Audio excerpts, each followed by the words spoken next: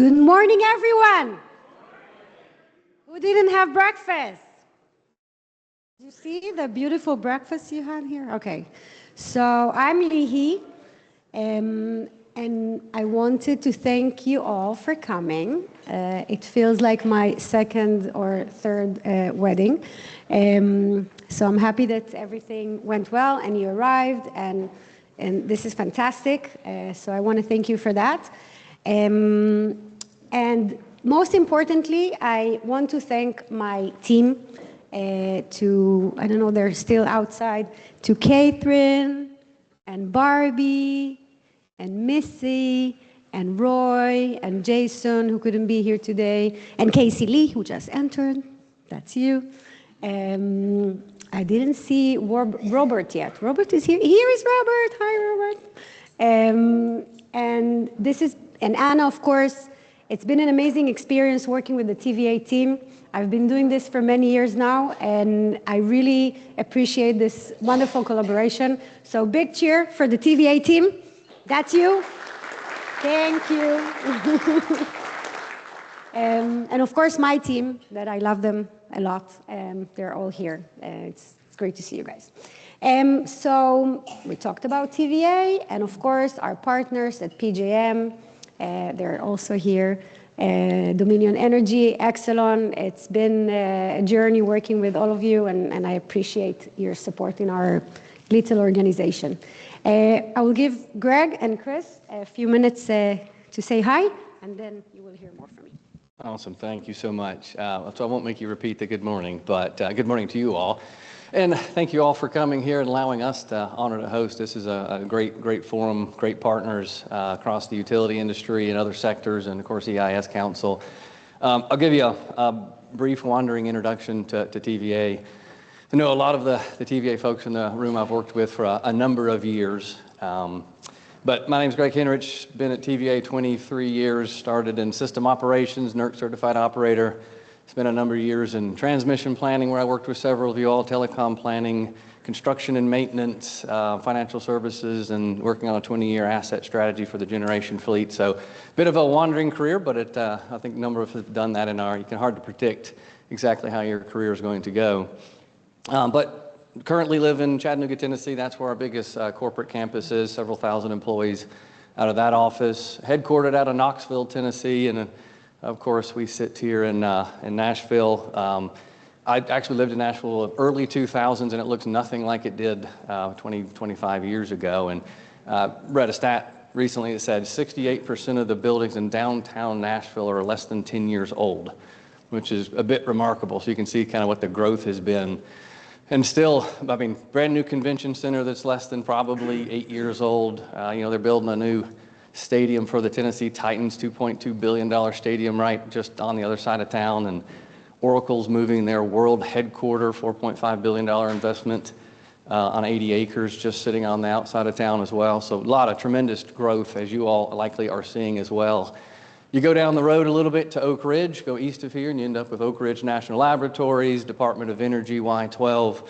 Just been an innovation for nuclear technologies for obviously decades.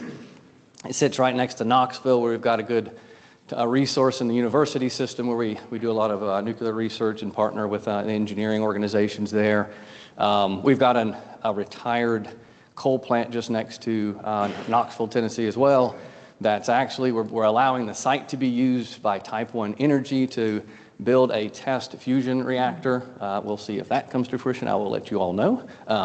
But regardless, it's fun to have partnerships, and they're obviously locating close to the Oak Ridge, the university, and then of course the site's prime good use of a retired coal site. If I take you on the other side of the state, you got Memphis. It's been our largest load center historically. It's rivaled by Nashville, as you can imagine now, but it's really changed the landscape when Elon came in with XAI and built the Colossus data center right next to Memphis. So he built in 2 years a load a third the size of Memphis right next to Memphis. That is incredibly hard to incorporate into a system, as you all know, in 2 years. That's really remarkable. I mean, in the building, the size of the building is remarkable, and I'll tell you, it's really interesting. I'll tell you kind of the stab he's taken. So on the top of the building, and it's, millions of square feet, and the letters are gigantic, but you can see it from the air. It says macro hard. It's a direct stab at one of his competitors, if you can think about it. Micro soft. So he wrote macro hard as a play on the hardware part of it. So you can't make this stuff up, so it's fascinating. Go down the road to Huntsville. Again, it's a hub of the aerospace industry. Tons of innovation. You've got Redstone Arsenal there. It's got the Marshall Space, NASA Space Center, U.S. Space Command's moving there, FBI's moving there. Just incredible innovation. Culturally, of course, we're the music city. If you don't like country music, you probably wouldn't want to come here and listen to music. So Music City here. Beale Street in Memphis, of course, has got home of the blues, B.B. King, Elvis, Graceland. Elvis was actually born, though, in Tupelo, Mississippi, which coincidentally was TVA's first city electrified. So Tupelo, Mississippi. And so if you think about it, I just described a lot of the large load centers, which of course we have to plan and operate around, but that's 5 of the 153 local power companies that actually do the distribution, in our service territory. So we're vertically integrated except for the distribution system. So we do the wholesale and then hand it off, and then 153 munis and co-ops actually distribute it to the residents and the small and industrial customers.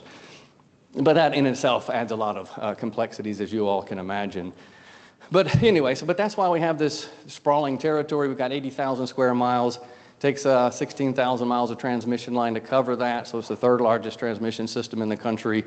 We've got a diverse generation portfolio, about 35,000 megawatts of generation, anchored primarily by the river system, 5th largest river system in the country, 3rd largest nuclear fleet in the country. We've got a ever-expanding natural gas fleet like many of us, so we've got 3,500 megawatts of natural gas construction underway. We're already broken ground currently. We've got 4 coal sites still operating, and then solar batteries, and not much wind, just not a good wind profile here in the service territory. But that's, a big system across a large territory, so some of the natural risks that we have to mitigate against are primarily tornadoes is kind of our biggest threat, as the tornado alley is extended east from the Oklahomas, Arkansas into our service territory. 2011 was by far our worst event ever, and from a tornadic event, worst storm damage we've ever seen. You look at flooding, and we do a lot of flood control. We avoid billions of dollars of damage with the dam systems in partnership with the Corps of Engineers. But we still see flood events. We had a 1,000-year flood in Mayfield, Kentucky a few years ago, and of course you all are all familiar with Hurricane Helene that came through, and of course Southern Company, Duke, and others. But as it got to North Carolina and the Appalachian Mountains, all the runoff and all the rain ended up eventually finding its way to Douglas Reservoir, which is one of our reservoirs. And in 3 days, that reservoir rose 22 feet in height. And at one point, there was more water going into that at a rate twice that of what goes over Niagara Falls. So a remarkable event, and quite frankly, it stored every bit of it. The dam held, the upstream dam, Nolichucky, 113 years old, never breached. It's phenomenal, isn't it? So just a testament to where we've been, the engineering that's preceded us, and hopefully what we can set up for the next generations. But I just think those are fascinating. On the west side of our territory, we've got the New Madrid Fault. So it's about a 120-mile fault line that goes from Missouri down to Arkansas. Kind of follows the Mississippi River generally. It's actually more active than you would think, about 2,000 tremors annually. Nothing major since the early 1800s, thankfully, but it's kind of like the geomagnetic disturbances in my mind. Every 11 years, there's a cycle. If you're past 11 years statistically, that probably means you're more likely to have it. So it seems like a good thing. Hey, it's been way in the past, but at the end of the day, it's also one of those, who knows if it actually were to happen again.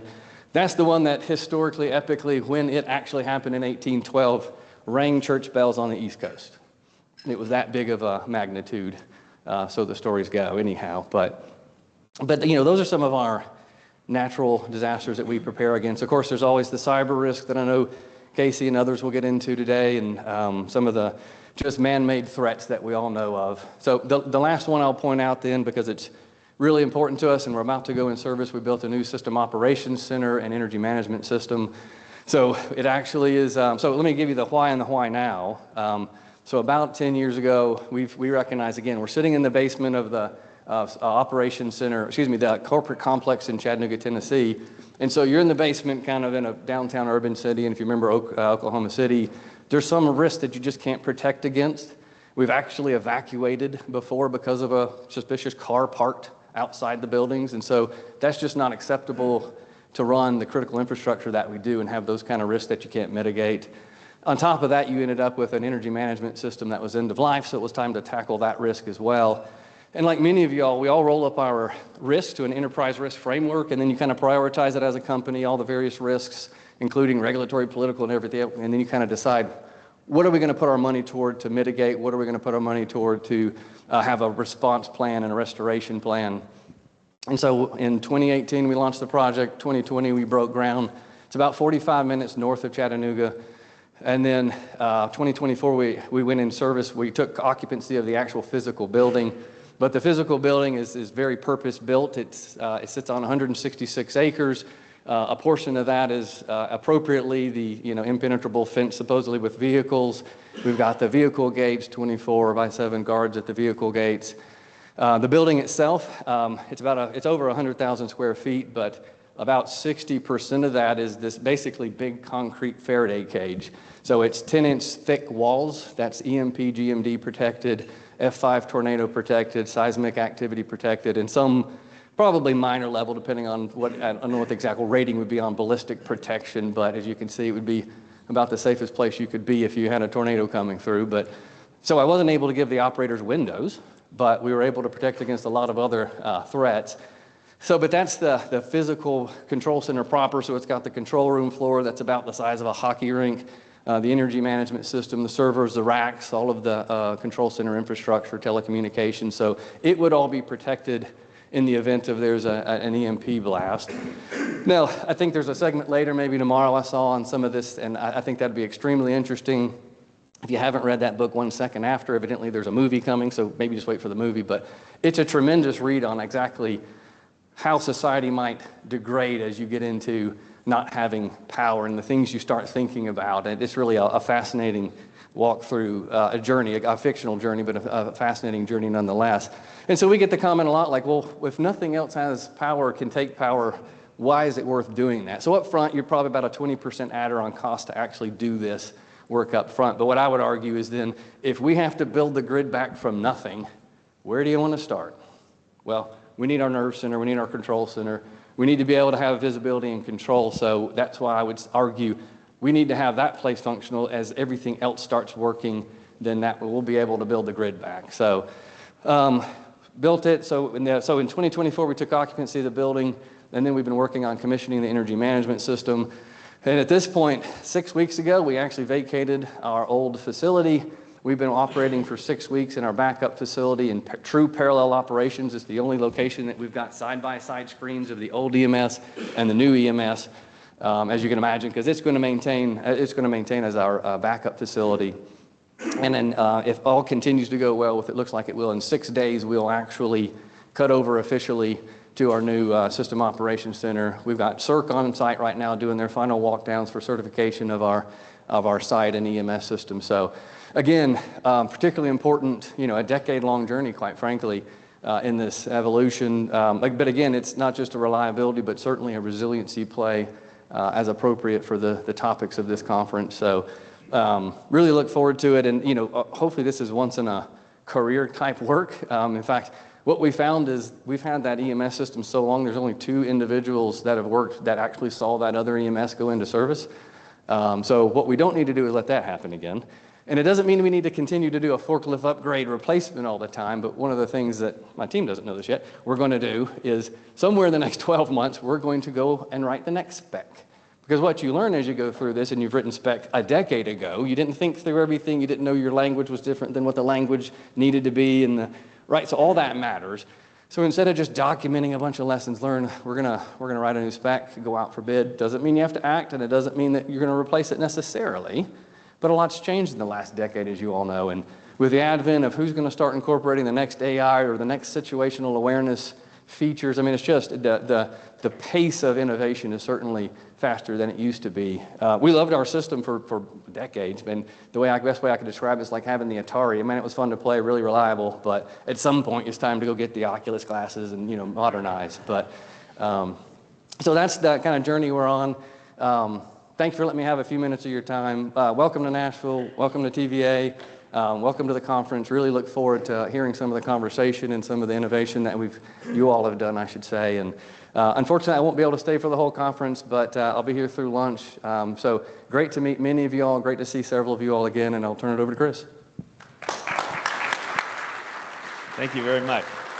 Thank you very much. Thank you, Greg. It's really a great pleasure to meet you. It's a great pleasure to be here at TVA. We're obviously in good hands, and you mentioned in your remarks a 10-year journey on so quickly.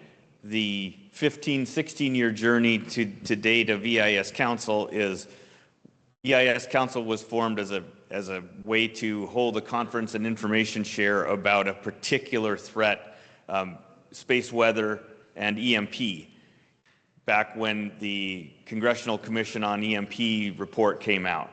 And that journey then we found after a few discussions, and it was just focused on government at the time, that the real problem isn't necessarily the EMP or the space weather event, it's the consequences of a blackout. And we call that a black sky event, a large footprint, long duration power outage that would require black start. And that shifted our focus both from looking at the threat to looking at the consequences, and it shifted our focus from necessarily this being a government issue to electric sector playing a lead role and all of the infrastructures being affected. And because they're so interdependent, we know that we all have to work together. This is a whole of society issue to avoid the worst consequences of such a blackout. And I want to, we're here today because as an outgrowth of that, PJM took an early lead in helping us to move the sector towards resilience opportunities like you just talked about with a hardened control center, things like that where you have physical hardening, you mentioned other things, updating specs more frequently, et cetera. And so we had a few years where we were having the electric sector meeting at PJM headquarters in Audubon, and to Mike Bryson's credit, he said, we need more outreach. We need to move this around. We need to get other people involved. We had several resilience conversations with folks at TVA. Those started with Ian Grant. They moved to Jason Regg. So glad to meet you, Greg.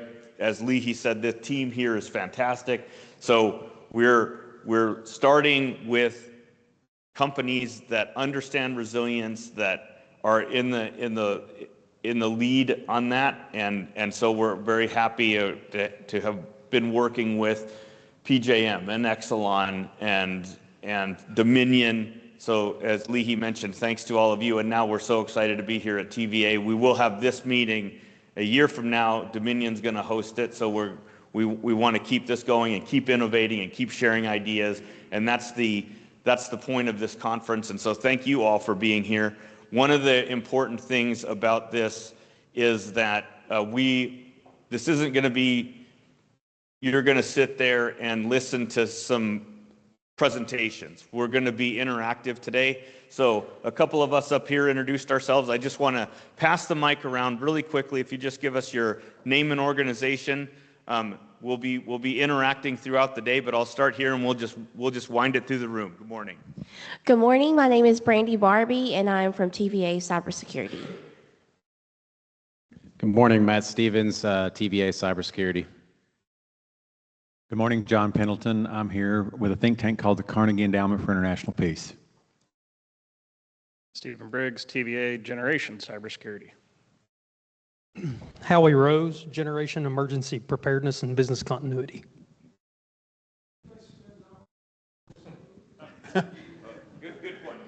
Good morning, Kerry Bass, Potential to Reality Consulting. Kepler Barnhart with Knoxville Utilities Board. Matthew Corsello, Federal Energy Regulatory Commission's Office of Energy Infrastructure Security. Alan Fung, same office. Dwayne Pulis, Reliability First. Paul Olivet, Moving Picture Institute. We're producing 1 Second After.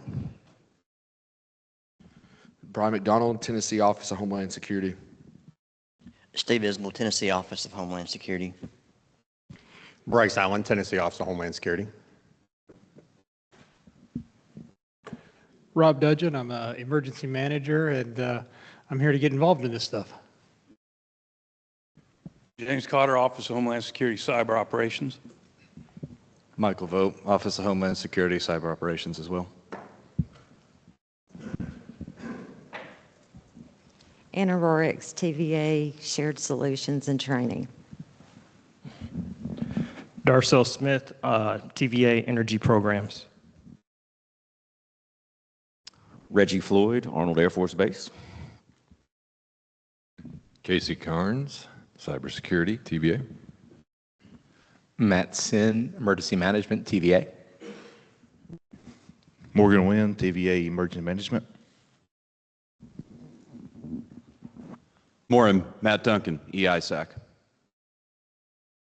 Tosh Dukin, External Relations, Emergency Preparedness and Response for TVA. Good morning, Imran Aziz with Exeter Solutions. Good morning, Matt Lovett, TVA, Shared Solutions and Training. James Lee, and with SNC Electric, with Enablement Services, as well as the local IEEE section chairman. Good morning, I'm Amy Henry with TVA's Innovation and Research team. Paul Rude with North Georgia DMC. Casey Lee Lombard Gordon with Safety and Shared Services, TVA. Eric Schmidt, Tennessee Department of Environment and Conservation, State Energy Office.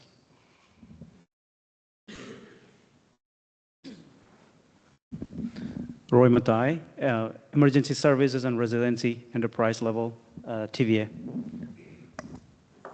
Good morning, Mark Smith, North American Transmission Forum. Jared Jones, TVA Transmission Field Operations. Missy Davis, TVA Enterprise Resilience. Good morning, Don Trumbull with Safe State Defense Corp. Kurt Ivins with Preparedness Consulting. Good morning, Earl Motzer with the Critical Infrastructure Cross-Sector Council supporting CISA. Good morning, Chad Bolden, TVA Transmission Field Operations. Good morning, Jim Gray. I'm the TVA Transmission Service Manager for Murfreesboro, Nashville, so if the lights go out, I will be leaving. All right, good morning, Ranger Dorn, EIS Council. Ben Bolton, Tennessee Department of Environment and Conservation, Office of Energy Programs. Hi, Brian Roush, Electronic Service, and really I'm not with TVA.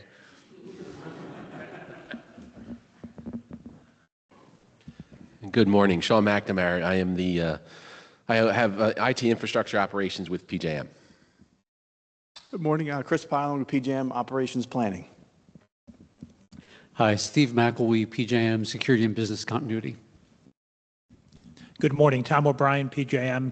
I lead the IT group. Good morning, Andrew Walter, Protective Security Advisor with CISA, DHS.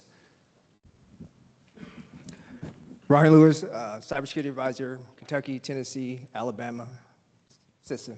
Just kidding. Oh, we'll go back. Wayne Talley, TVA Transmission Planning. Good morning, Jeff Powell, TVA Transmission Planning. John Walsh, Vanderbilt University Medical Center. Russell Peterson, City of Bremen Emergency Management. Joe Parker, Cybersecurity Advisor with DHS, CISA in Huntsville. There we go. Terry Hill, Passive House Institute. Kimberly Denbo, Vice President, Security and Operations, American Gas Association. Bill Linton, Linton Consulting. Russ Henderson, Director of Research at Chartwell Inc., which is a research organization based in Atlanta. Good morning, John Groders, Internex Consultant. John Organic, Electric Infrastructure Security Council. Good morning, Scott Blevins, Electric Infrastructure Security Council. John Latre, Convergent. Good morning, Bill Hapner, Convergent. Good morning, I'm Aaron Gordon with TVA. I'm the Inventory Program Manager for Transmission, and I work in Transmission Maintenance Support. Good morning, David Winks with AccuSite. We're involved in critical infrastructure protection. Good morning, Mariana Holden, Commissioner Emeritus, New Jersey Board of Public Utilities.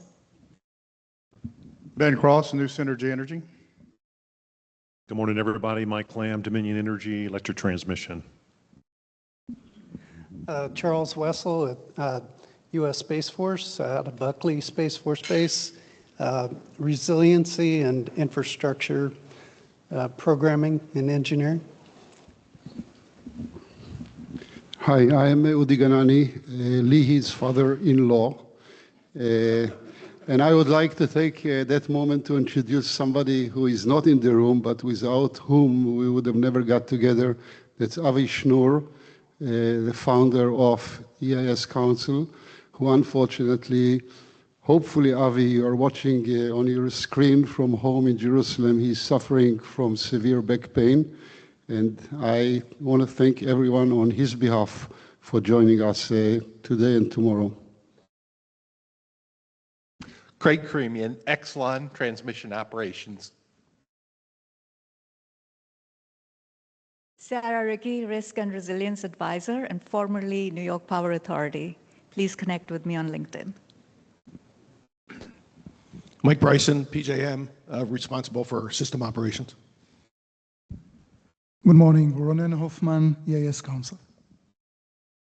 Yossi Schneck, EIS Council. Abner Hilu, EIS Council. All right, thanks everybody. We're going to be, as I said, the whole program is supposed to be very interactive. We take a lot of breaks. So hopefully no numb butts today, and lots to talk about. So introduce yourselves to each other, but hopefully that helped a little bit. You can identify some folks to follow up with later. I'm going to hand it back to Lihi, and then we'll get into the program. Okay, so I've noticed that there are a lot of cyber people here. So who is exactly defending our system while you're all here? A lot of cyber people. And this takes me to the next point. I'm giving you a task. I always do that. Meet people you don't know. So it's in our nature, we sit next to people we know, we feel comfortable with, but this magical reunion is about getting to know new people. So when you go for lunch, when you go for the breathers, we're going to have a break every 45 to top maximum an hour. Meet somebody new, okay? I will test you. I will. No. People here, who is here, who has been in our conferences before? Raise your hand. See, happy customers are coming back. That means that you know that I will test you. So look for new people. Important about before Ronen is coming, important about today. The way we are building those conferences is it's all about engagement. So please participate, share your opinions. We gather people together, but we don't think that we are the smarter kid in the room, okay? So basically it's about your contribution. So raise your hand, remind us where are you from, and share, okay? This is rule number one. Rule number two, enjoy, okay? We're gonna spend 2 days together. This is supposed to be fun 2 days, okay? Yeah, nodding, okay? Yay! Okay. A bit about our organization, Chris already mentioned, we are running those events twice a year. Our upcoming event is going to be in London, September 16th and 17th, in the Royal Society of Engineers with Imperial College, our partners. We're running monthly webinars where I'm very happy to see all my familiar friends from the webinars here as well. We try to cover various topics, so I welcome you to join that. Follow us on LinkedIn. Thank you for mentioning this. This is a great place to connect and follow about all the activities that we are running. We have books, ePro handbooks. We have one about Black Start and EMP and the water sector. So if you're interested, you can get access to those. Yeah, and I hope this is going to be a joyful 2 days for everyone. And I thank you for devoting time to join us today and tomorrow. That's it. Thank you. And Ronen, floor is yours. Yours.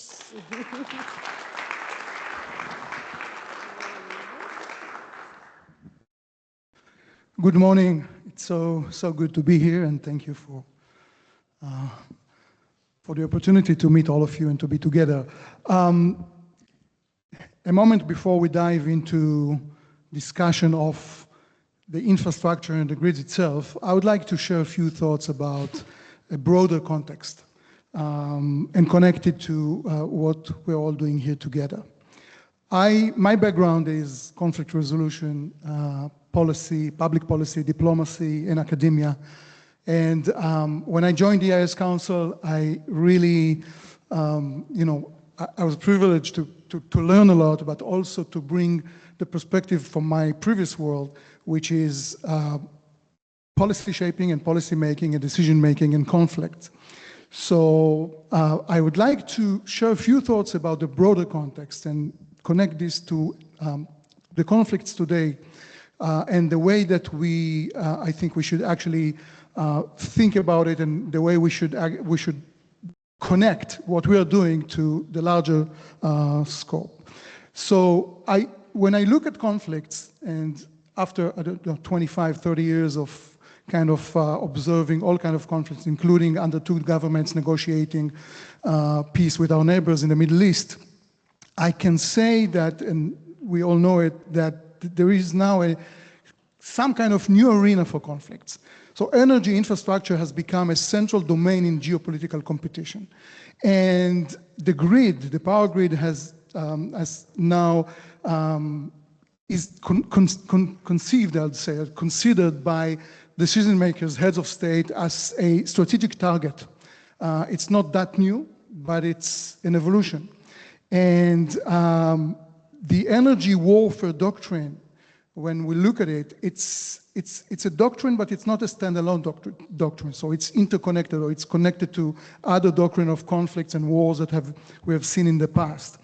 And so the resilience, the infrastructure resilience is now a defining pillar of national security, with obviously the energy systems serving as both instruments of influence and pressure point in the global arena. Let me say a few words about the strategic objectives of energy warfare, again, to put this in a broader context. First of all, the conflicts that on the gray zone. When we look at below the threshold of war, not necessarily a direct confrontation. So, obviously the major objective is to impose strategic and economic costs while maintaining the ability or the possibility to deny or to hide behind what the side who's conducting this is doing. Also, leverage cyber and physical disruption to coerce without triggering a direct confrontation and a full-scale war. But when it comes to direct confrontation, and we see it really recently, we see that within active conflicts, the major objective is to strengthen deterrence through targeted disruption of and uncertainty, right, at the other side's ecosystem, and create economic paralysis as leverage in conflict escalation and management. And so when we really look at the most strategic objective of energy warfare, I would say that we should look at that as an attempt to shape the strategic outcome, raise the perceived cost continuing hostilities beyond tolerance thresholds, and influence political decision-making and shape negotiated outcomes, and create really a game changer by attacking the power, by attacking the energy facilities of the other side. But what I think we should also take into consideration, and sometimes policymakers and policy shapers, I don't know if they ignore it, but I'm not sure that they focus on it, is the risks and consequences of energy warfare. Here we see that, first of all, it impacts civilians. Some of the conflicts, sometimes most of the conflicts that we are seeing are between governments, between regimes, but energy attacks obviously affect civilian populations, disrupts the human continuity, the societal continuity is being severely damaged. And it's not necessarily what the sides are trying to do to each other.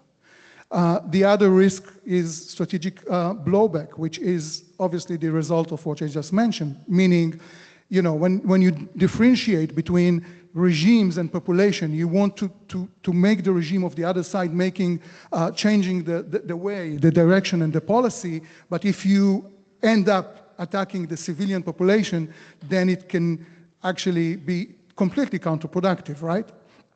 Then this is obvious, but I still want to mention the climate risks and the environmental damage as a result of energy warfare.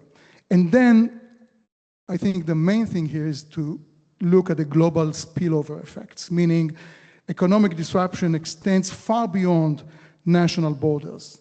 You know where you start, you don't know where you end. Whatever you do, you know, for the energy or around energy would for sure have impact on the markets, on other things, and then it's not a local or regional conflict. At the end of the day, it's a global thing. So if I take one lesson or one strategic lesson, when I look, for example, on the Strait of Hormuz as a most current example that we look at, I think that energy geopolitical conflicts generate cascading systemic effects that extend far beyond immediate battlefield, and we need to take it into consideration. And disrupting global markets, you know, it's destabilizing civilian and everywhere, like worldwide, would be something that we need to take into consideration when we analyze infrastructure, obviously, and energy wars. So here, EIS Council comes to the picture. We are not only dealing with infrastructure directly or with grids, power grids, but we are in the intersection of critical domains, including policy recommendations, including raising awareness, including, I mean, our job, our mission is to really facilitate and catalyze comprehensive collaboration and cooperation between all kinds of domains and sectors. That's why we're speaking and we are focusing and we're defining what we are doing as a human continuity mission, safeguarding the systems that sustain human life under catastrophic and systemic disruption scenarios. We are, again, in the cross-sector collaboration, which is so critical. And obviously, of course, we also develop practical solutions to deal with these things. So I think that the strategic imperative for our time would be, first of all, to unify the risk integration. That they are not separated risks. They need to be unified, they need to be integrated, and we need to look at the comprehensive kind of thing.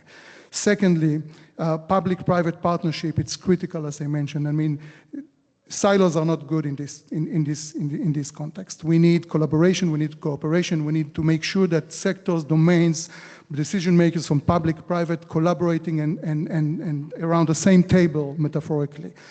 And then long duration resilience. The resilience, you know, we should invest in sustained recovery capabilities, which is clear to all of us here, and develop cross-sector coordination platform that enables rapid synchronized response and recovery.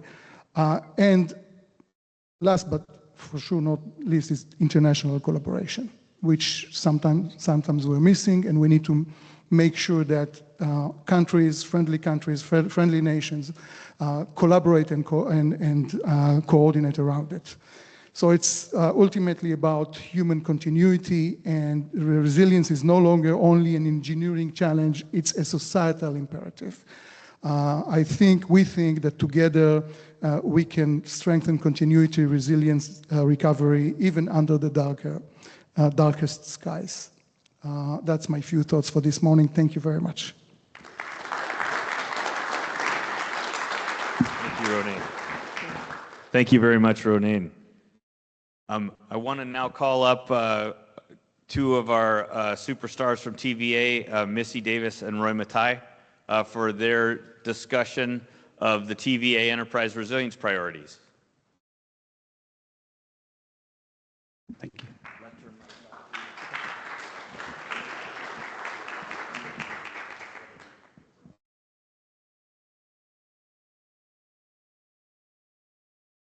All right, looks very different from top of the stage. So, all right.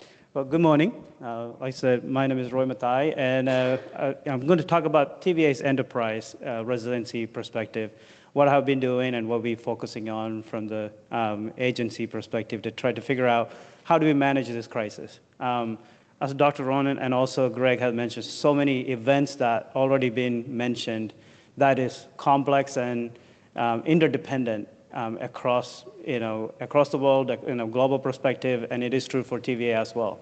So we are mitigating the best we can, and how do we improve is the key. So from that perspective, what are we doing, and how are we focusing on various things, and how we came about thinking about doing that? A couple of things that just mentioned below actually steal the thunder of the points about how the collaboration and partnership is the key to doing some of these things. So enterprise resiliency, events like what happened in the Winter Storm Elliott in 2022 is the underlying event that kind of needed to make sure that we needed to kind of have a measuring and understanding of a TVA resilience at the enterprise level. It's not that we weren't doing enough of the resiliency-focused programs, especially in transmission and generation and all across our key operating organizations. We just didn't have a methodology to figure out how do we measure TVA perspective of how are we doing, where we need to do, and how do we improve some of the areas when it comes to very specific threats and the events that could happen. So at TVA, we define the enterprise resiliency as a way to figure out when these events happen, how do we mitigate and reduce the duration or the disruption can occur from low frequency and high impact events. And that's the key part. The reason to kind of figure out that definition from that perspective is this is how we look at enterprise risk management also in TVA. Every event, reliability side or resiliency side, we kind of put a frequency or an impact based on that. So it helps us to kind of divide between reliability and the resiliency events. So we are really focused on, from the resiliency perspective, we focus on low frequency, high impact events. And those continue to grow. And we're starting to see 100-year floods and different aspects of impacts, supply chain interruptions and various aspects of it. So it is trying to figure out where do we focus our energy and investment, and how can we make a tangible difference in those areas. So in the past year or so, we've been kind of focused very much on trying to figure out what makes sense to where should we prioritize. I'm going to kind of mention the 3 priorities.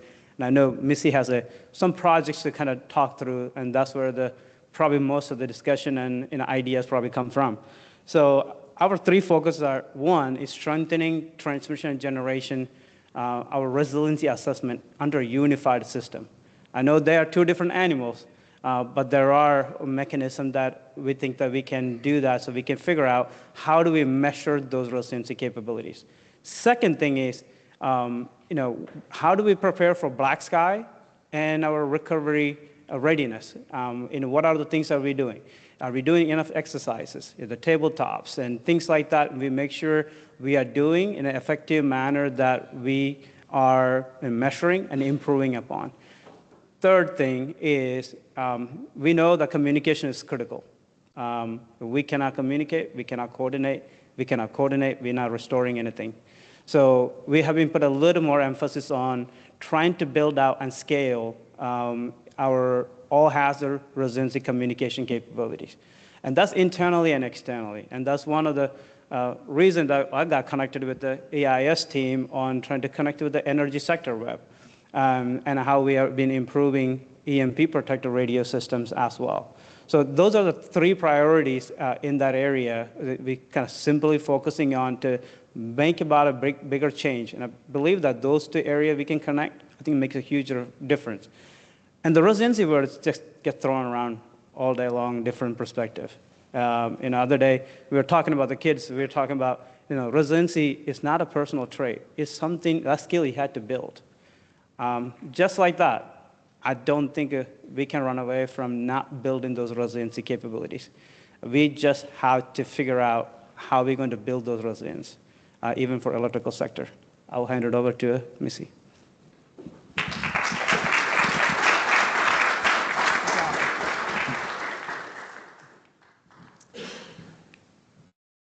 All right, well, good morning, everyone. Can I say welcome to Tennessee? I just want to say thank you for coming to hang out with us here for a little bit. And also thank you for allowing us to have a few minutes to talk about our projects. As Roy mentioned, we've got the three priorities. So after the Winter Storm Elliott, there was an interagency team developed, and the directive was given to find a tool that could be used to measure TVA resilience. And after reviewing three different options, the team decided to use the Transmission Resilience Maturity Model, the TRMM. Our transmission friends went through an NATF peer review back in 2024. When you go through this, it's a matrix of 9 domains with 309 questions. You get a score based compared to utility average, as well as a report with strengths and weaknesses, okay? And one of the weakness areas that we found in 2024 is related to the communication effort that Roy mentioned, and there's a project we'll mention a few minutes later. But I can't leave this slide without mentioning my friends in generation. They're going through this matrix in a self-assessment manner the first time. Transmission will do a self-assessment here next calendar year, but my friend Howie and his guys have already finished 2 of the 9 domains, and we'll finish the 3rd one here in a couple weeks. So back in the fall, I was allowed to go to Alabama Power and participate in one of their peer reviews. And one of the things that I learned there is that they have a Transmission Resiliency Council. I was like, well, why don't we have one at TVA, right? So I brought that idea back, and everyone was receptive of that. And I'm happy to say just probably 3 weeks ago, we had our second official meeting. And I think I've got half the council here with us today. We've got the chair, Mr. Wayne Talley, and Jeff. I guess if you're on the council, raise your hand. I'm not in this alone. But these folks are taking their time to work on some efforts here. So this pictorial on the right is our Tigger. And I know anyone that's been in transmission for a while, we know what Tigger is. But if you can see the top, I know it's pretty small, but you can see there's cyber, EMP, all of these categories we could consider a resilient event. And the intent with this matrix is to have any and all information related to that type of event in a central location. And some other efforts, I know risk, I think has already been mentioned twice today, but Jeff has taken our list of risk we've identified, which is pretty similar to these topics across the top. We're wanting to prioritize those and try to umbrella those as well under the domains of the TRMM. A couple of things I've worked on specifically here lately, of course the left picture there is wildfire. We do have a wildfire plan. I was able to attend a conference back in February out in Reno with a lot of West Coast utilities and with a couple of our transmission operation folks and lots of info. One thing that we did walk away with is that we learned we're not as far behind as we thought. So that's a relief. So we're working to revise our plan, hope to have that done by the end of the summer. Some other things we've learned along the way is that PNL's built a very extensive repository of all publish mitigation plans. So we've studied those plans. We've tried to determine what metrics they use to track different factors. We'll include those in this new revision along with a wildfire situational dashboard that our EGIS folks have worked with along with some of our other transmission folks. So this dashboard has, it's a GIS map with our TVA system overlaid on it. It shows if there's an active wildfire. If there is, we get email notifications if they're within 3 miles. So this helps us have a greater situational awareness for our operation and our field folks. And the pictorial on the right, well, we call that a cartoon. That is a general drawing there, but TVA participated in a gas-electric interdependency study back around the 2013-15 timeframe with EIPC. I think TVA was one of 6 utilities that participated in that study. So the point of that study, I think it was DOE funded. I would like to put a plug there. If there's any money for a new study, that'd be nice. But you know, every utility has a diagram for each plant. It shows which pipeline feeds that plant. We also have a list of all the gas compression stations. So something we've received recently from our fuels folks, we have a half a dozen or more new gas compression stations in the valley. So we're going to work to see which transmission lines feed those stations. But the ultimate goal with this is to take all this information and lay it beside our restoration corridor procedure, right? How do these pipelines, how do they play into that process in case of a black sky event? These are a couple of EPRI projects. The one on the left is an intentional electromagnetic interference. With this specific project, we worked with TVA police to test a lot of security type equipment, cameras, motion detectors, badge readers.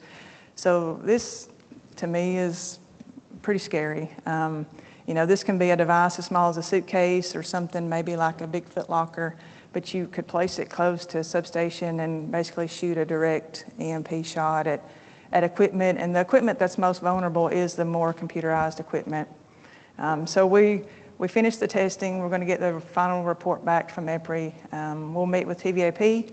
You know, we'll look at what equipment performed well and what didn't and where we go from there. The pictorial on the right is another EPRI project. It's an emergency management assessment. So we have lots of business units across the agency and everyone has their emergency management and business continuity documents. So we work to gather those and provide them to Robert Hamrzecki there at EPRI. And he's gone through and done an analysis for us. It's always good to have an outside set of eyes to try to look at your procedures and processes. So we're expecting the final report there. I think we'll have a good grade. TVA folks, we know, have confidence in them. They do their job well. But it's always good to have that outside set of eyes, and he'll give us a report of things he thinks we're doing really well, maybe some areas of improvement, right? So we'll take that and look for things to improve. And lastly, Roy mentioned communication. It's very important, right? If we can't communicate, we can't run our systems. So if you can see the top left pictorial there, that's our communication GIS map. And this was from one of the findings from the 2024 TRMM. And if you can see those pins, there's yellow and blue, but each one of those represent a piece of equipment, whether it be Starlink, satellite phone, or P25, or the Motorola radio, the LMR radio. I know our transmission folks have installed 50-ish or so across the valley, and Generations even decided we're going to install those at the generating plants. So there's also a list associated with this, and the intent is that this will be a repository of every piece of equipment in the valley, and it's updated every few minutes. We have that stored in a place where we can get it if needed. So if we need to move equipment around the valley, we know where they are and where we can move them. The bottom left is another EPRI project. The intent again is alternate communication. The thought with this is to have basically a trailer that you can move where you need it with communication equipment. We began this project with around 12 to 14 vendors, I believe, and it was narrowed down to 3. And we just finished up that final evaluation here. So the next phase of the project will be having utilities willing to participate in a pilot. You know, can we take this equipment from these 3 vendors and see if it performs as they say it will? The top right is the growing energy sector web. I think probably everyone's heard of that, right? I know from TVA side, I think we've been involved in that around a decade or more. And it's the dark fiber path, right, between control centers, which would be a great asset to have. I know Roy will be on a panel later this afternoon, and he's got lots of info, so ask him the questions. And then finally, the agency level communication exercise. If you look at the last 3 GridX that we've gone through, one of the recommendations is agency communication, testing of that. And in addition to that, we received a request from our CEO office earlier this calendar year. So we're going to do that in November. All of our partners, we've already got planners working on it. So we'll follow the PACE acronym, primary, alternate, contingent, and emergency. So my goal is to really get down to that emergency and see how we really perform. Again, have that after action report, take it and see where we can incorporate improvements, right? So that's all I have. Again, thank you for the time. And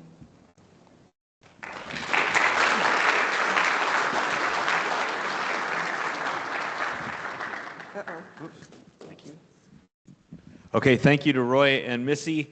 We're already at our first coffee break, so as promised. Let's try to do it. We're ever so slightly behind schedule, but not too bad. Maybe just kind of a 10-minute coffee break, Leahy is telling me, and so I always say yes. Right? Okay, so 10 minutes, she will come get you. When you come back, there'll be a little tent on your table. Don't let it confuse you. It will be for the genome exercise after our Dr. Gadani gives a quick overview of it. So we'll see you in a few minutes. Thank you.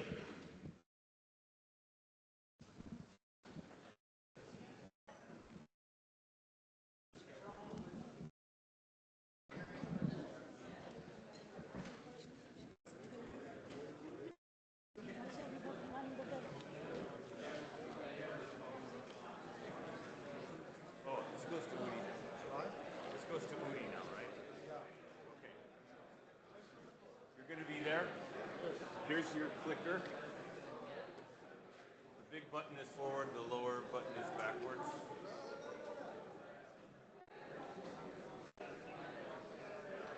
You can wherever you want to leave it. That's probably good. That might might have turned. If not, I'll hand you this, but I think it was. Yes. Okay, good to go.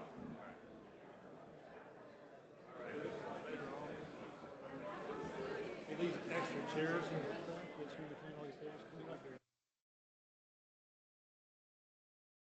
see, like, they took all the ones that were supposed to be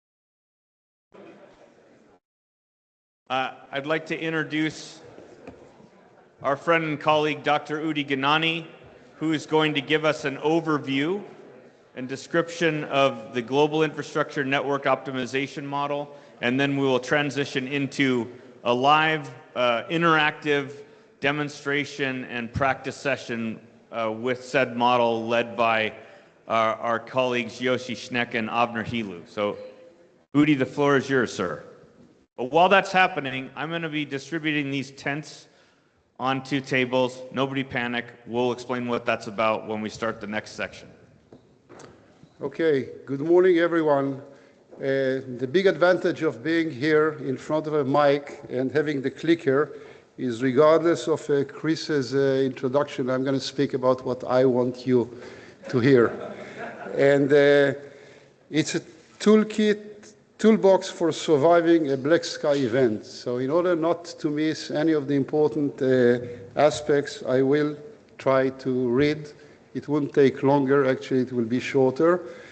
That's a simple formula that Avi and myself developed 4 years ago when a new electric system operator was established in Israel after 22 years of deliberation between the work organizations and the government.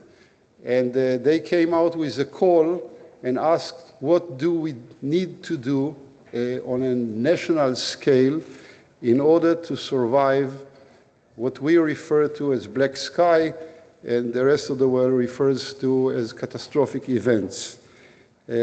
Some of the things that I'm going to be presenting, most of you will think it is above my pay grade, which is true, but still I think it's important. When we speak about a black sky event, we are not referring to a temporary power outage lasting a few hours. We're speaking about a national scale collapse of the electric grid that could continue for days, weeks, or even months. Such an event could result from physical attacks, cyber warfare, electromagnetic pulse events, natural disasters, or cascading failures within interconnected infrastructure systems. Electricity is no longer another utility. That's a statement which is well accepted in this room. It is the bloodstream of modern civilization. Once the grid collapses, nearly every other critical system immediately begins to fail with it. Communication, banking, transportation, water distribution, healthcare, fuel supply, and public order. My presentation will introduce a practical toolbox for surviving and recovering from such an extreme scenario. The focus is not only on prevention. We cannot prevent. It's going to happen. It's all a matter of when and how severe, but on operational continuity during the prolonged darkness and on restoring functionality afterward. The central question guiding this discussion is simple. How can modern society, being that a community, a state, or a nation, continue functioning when the electrical grid disappears? Now, today, many governments and emergency organizations, and I'm glad that we have a whole table with the Tennessee Director of Emergency Representatives, organizations maintain plans for sustaining essential civilian needs during crisis.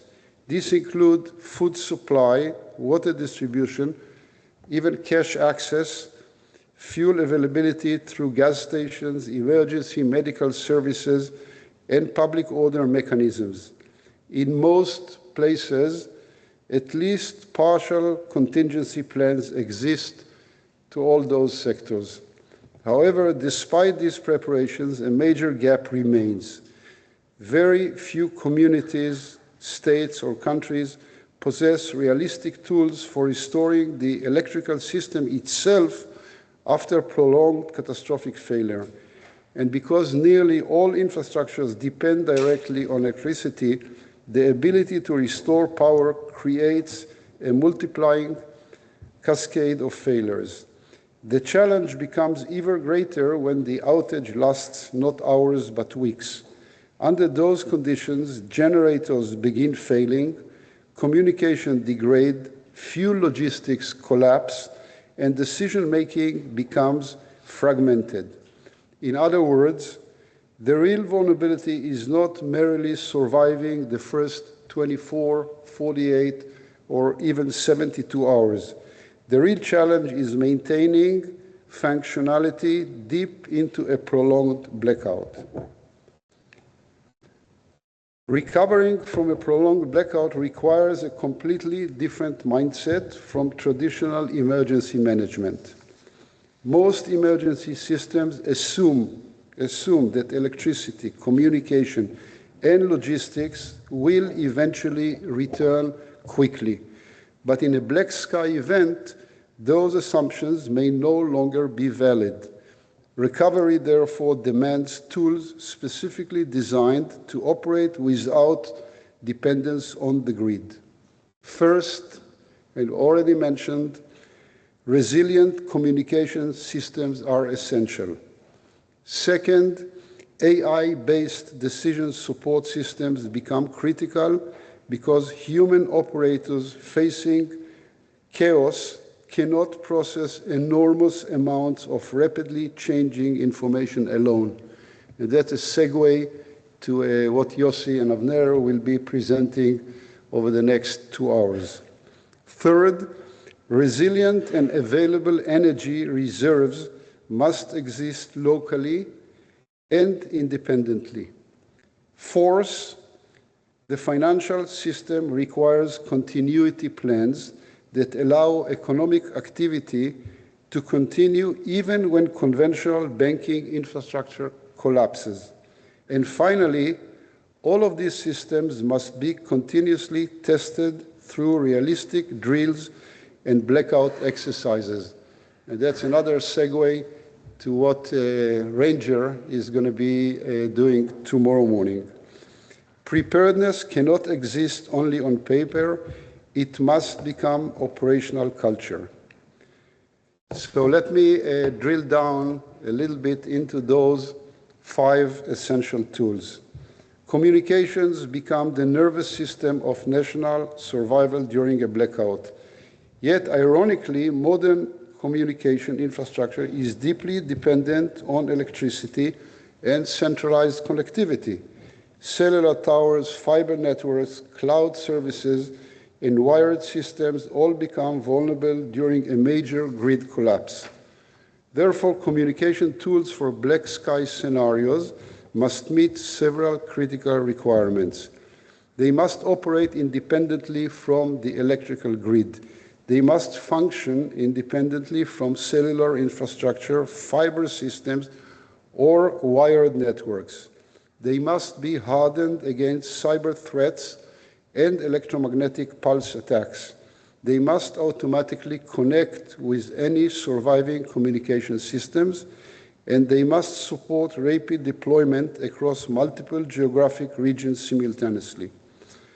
My presentation refers to Rafael's BNet system as an example.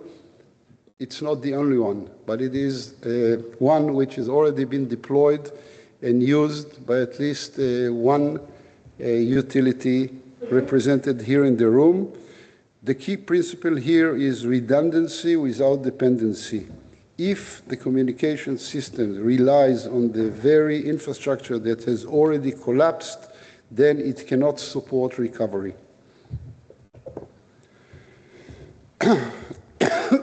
One of the least discussed aspects of a prolonged blackout is the collapse of decision-making capability itself. When the electrical grid fails, the result is not only technical disruption.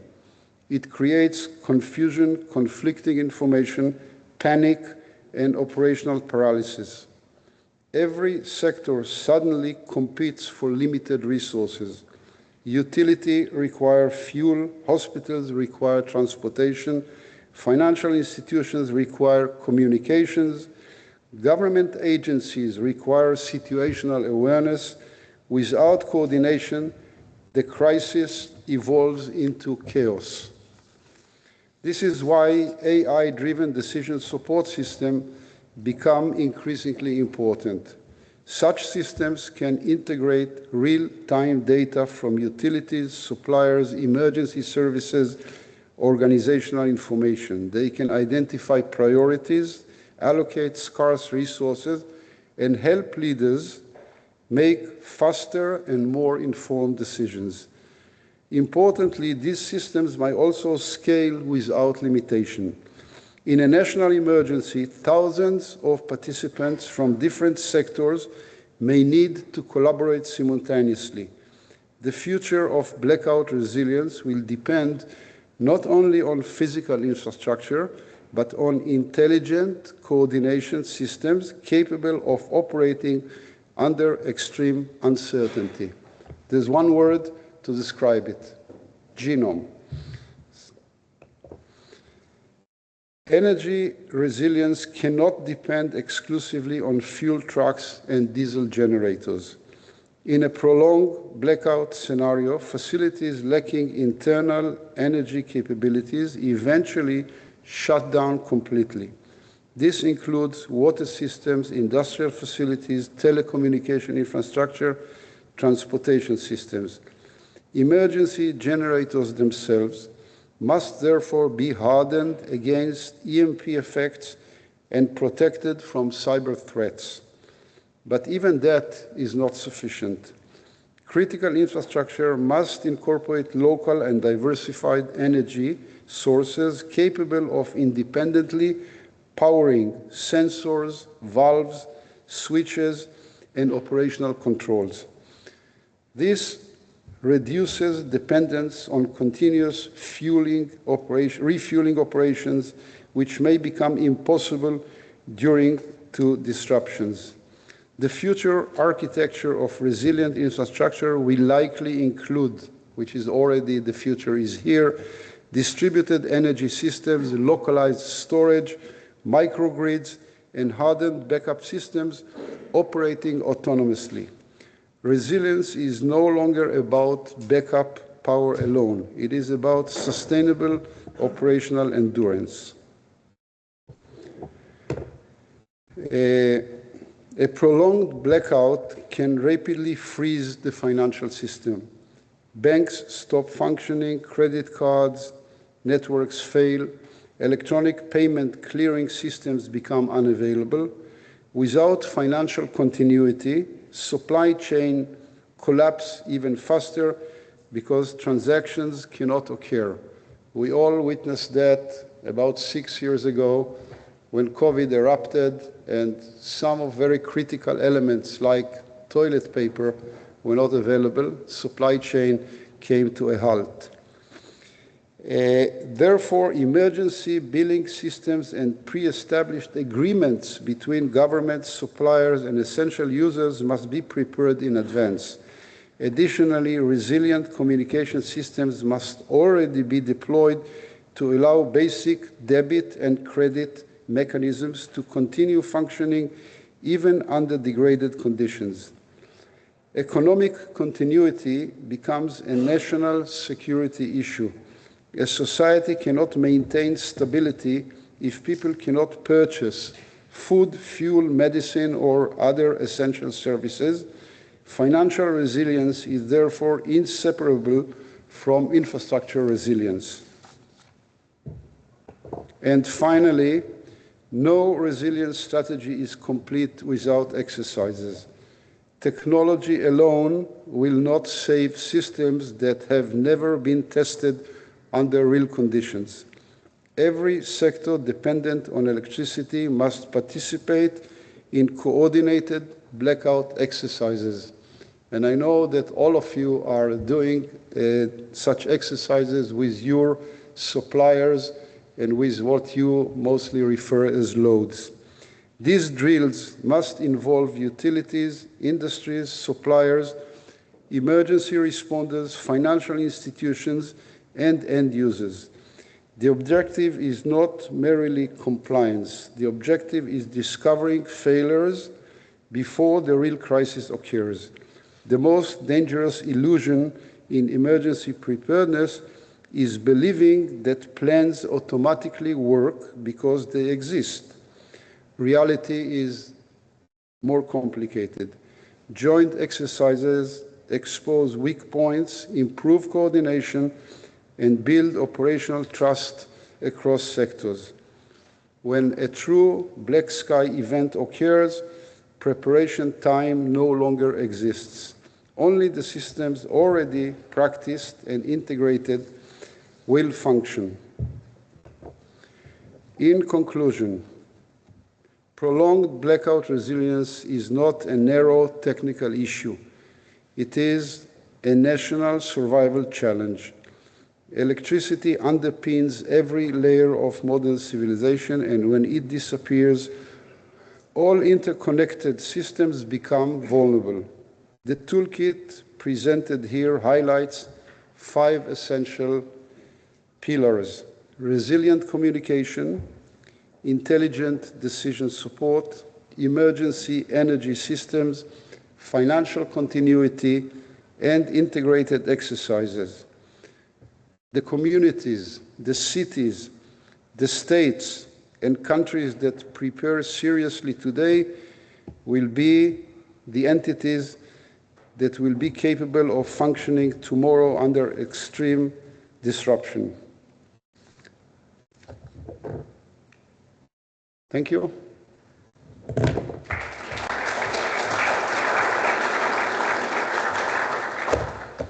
And without further ado, Genome. Yes, thank you very much, Udi. And I'd like to now pick up on the last couple of points that Udi made, those two being decision support and exercises, and introduce to you our team leads on Genome, Dr. Yossi Schneck and Avner Hilu, and I'm going to hand it over to them to explain how we're going to run this interactive exercise.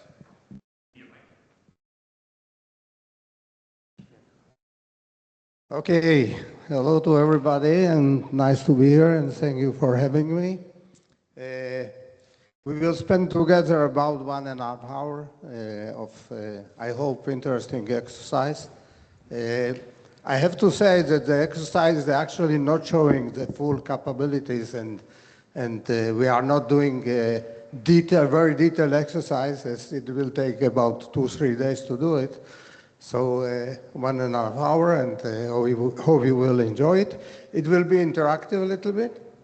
So the tasks that are on your tables, that actually Chris put on your table, each table represents certain sector. Okay? Because Genome is actually one of the, I would say, most important characteristics. It actually is able to integrate into a single, what we call landscape, any or many sectors as we need. And then actually, via the simulation, creating all the possible interdependencies, those that are seen and obvious, those that are hidden, those that are situational, that are created because of the situation. And actually, this brings Genome to situations that we are not surprised when something happened, or we try to actually find all those situations that happen. And I have a long experience. My background is actually from electric utility too, so I spent 50 years in the Israel electric utility and worked with different things that I heard here. Also, I implemented the EMS system in Israel, and the EMS system was responsible for it.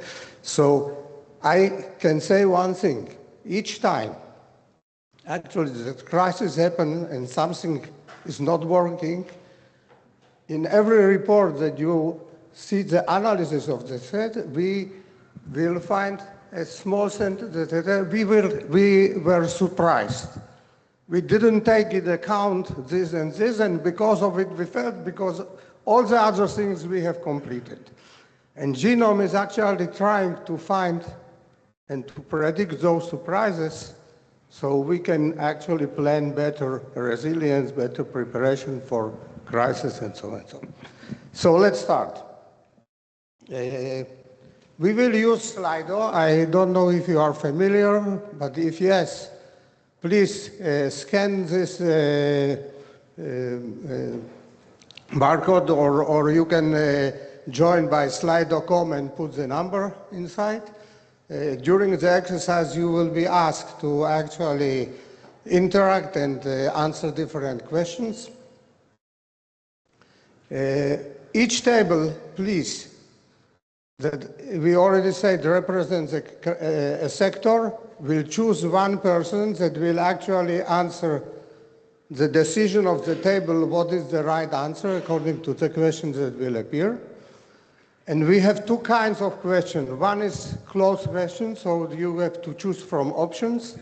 And some of the questions, I ask your opinion. When I ask your opinion, please, everybody that wants can answer, not only the representatives of the table. Okay? So, and you will see it, I will also specify it. The barcode appears again on each slide where the questions are presented, so if you didn't scan it now, it's okay. Actually, our genome team, you already are familiar with most of them. Udi, that serves as our CEO of genome. Lihi serves as our CMO. Avner, the global project manager, Avner Hilu, that is actually behind the scenes now working that everything will work as we know. And me, I'm the engineering director in US Council and actually the CTO of genome development. And so I already talked a little bit about genome. As I said, we actually built from complex infrastructure crisis. Genome is a decision system at the end, so it's not a system that is connected to your SCADA system, or it's not managing your SCADA operation. It's working in another level, and this is again one of the advantages. We don't need all the detailed information that we usually are having for our operations in our SCADA system, not in the frequency. We are using different techniques to do it. And we are looking for different cascading events that are happening. And at the end of the day, those are representing those surprises that I've talked about. Again, very shortly, theoretical foundation is based on complex system theory and decision-making under uncertainty, interdependency modeling, and behavioral response under stress. It includes, in addition to the different sectors that you have here on the tables, an additional one, also different things like human pressure, taking in account behavior of humans during crisis. For example, how your operators behave when there is crisis, or when there is actually stress that most of the people want to stay at home with their family and not running or working, so different things. How the communication between different organs and different companies is actually going on during crisis or during different level. All this genome takes in account in showing where the points of stress are, and so and many other things. You will see part of them during the exercise. The purpose of the exercise or of our event is actually simulate real-world decision, okay? Expose different hidden dependencies that we will see during the scenario that we will run, for system-level thinking. And again, I said it's not, we are not in the operational level, even though you will see sometime recommendations that are operational. Okay, saying close this or disconnect this line or so and so, but mainly it's actually in the upper level of decision. And demonstrate genome value, I hope that we will show you the value of genome to companies, even though I know that the utilities that are represented here and other companies that are represented here have sophisticated and very nice system running, control system and so and so. So let's try it. Okay.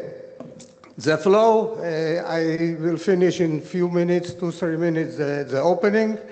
We will start the first round about actually the initial SOG. I will present you the landscape, the infrastructures that are presenting and how I will try to put it on Tennessee, but not with your real infrastructure. I didn't get permission to show all the 14 infrastructure exactly.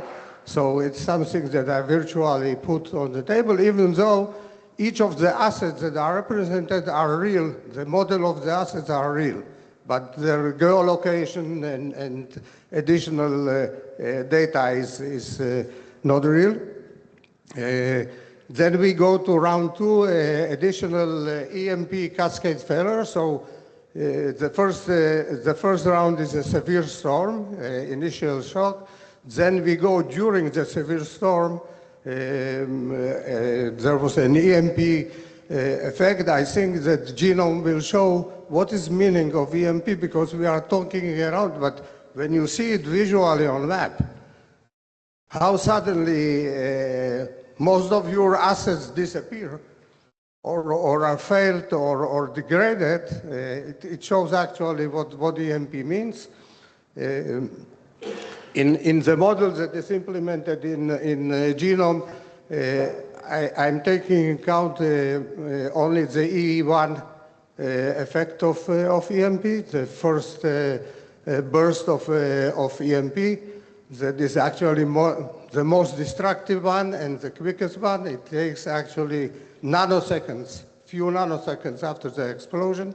So I'm not, maybe in the future we will also develop and inject additional E2 and E3 effects, but currently it's E1. And then we actually jump to kind of time and go to the third last line, recovery strategy. You will actually be asked what to do, how to recover strategically, where to put the effort and so, and see how it influences actually how your recommendation actually influence the situation. And you will see it. And a short debrief, a few minutes of final result, outcome, and so and so. Okay, I will skip it, round 2, round 1, round 2, round 3, I already talked about it. Each round, actually, we will run genome, few cycles, okay, simulate the situation. We will stop. We will show you what is the situation. It is different parameters. Again, I will touch only a few parameters. Not, we have hundreds of KPIs the genome is producing, so we don't have time to do it. I will ask via Slido few questions that are touching the situation, and you have to decide what to do. We will insert your answers into genome, okay, and then run again few cycles and to see how your recommendation or what you decided influence the situation. And resume and repeat, as I said, few cycles that we are going to do. What happens with your input? I already told it. We insert your input into genome, okay, different answers that we get from you. and then actually genome runs and calculates what is the new situation after your recommendation. Yes. Yeah. Sorry. After recommendation, what is the situation? I have to say the genome has its own simulative model according to the event that are added on top or in parallel to your recommendation. Because, and this is what's actually happening during crisis. You don't have, even though you are deciding different things, you don't have control on all the events that are happening.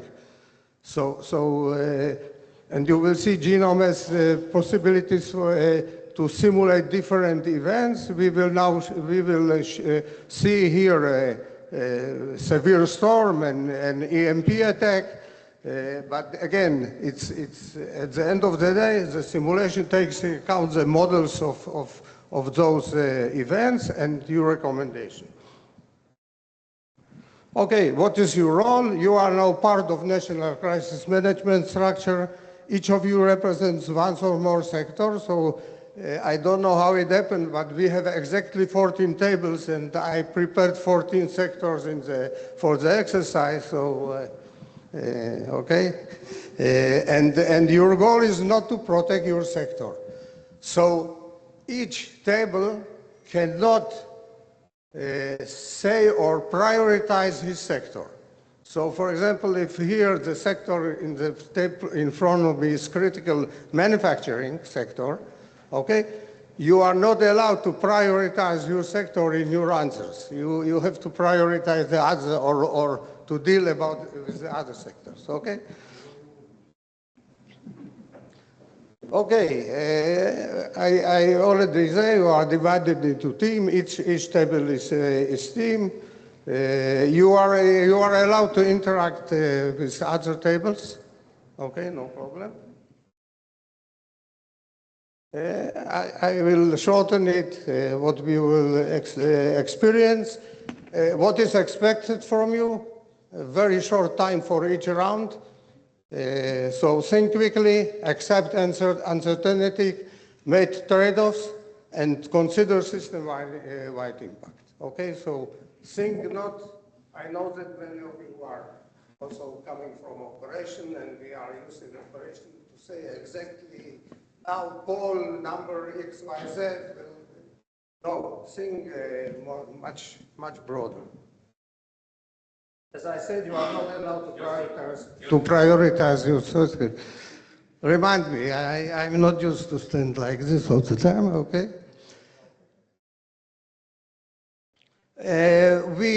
You will see that we implemented also kind of scoring. It's actually system scoring. It's not scoring of individuals or tables, but kind of systems.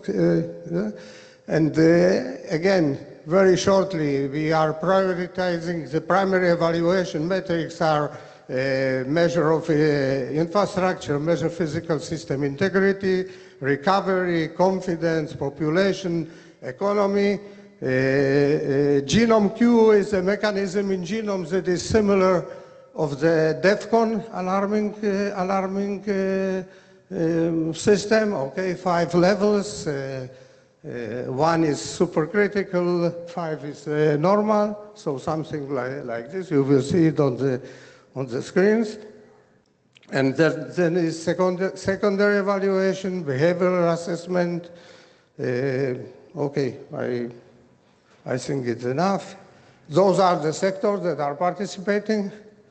So electricity, water, communication, transportation, fuel, desalination, first responder, financial services, natural gas, critical manufacturing, mass media, food and agriculture, roads, and chemical industry, or chemicals, supply of chemicals.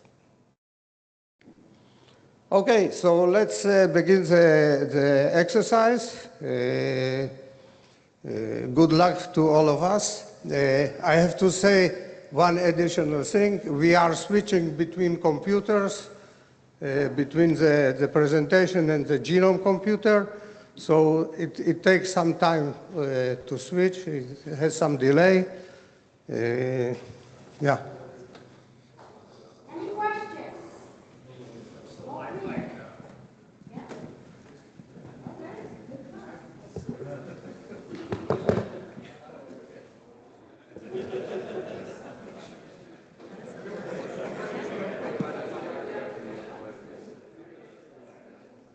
Okay. Okay, so we will start.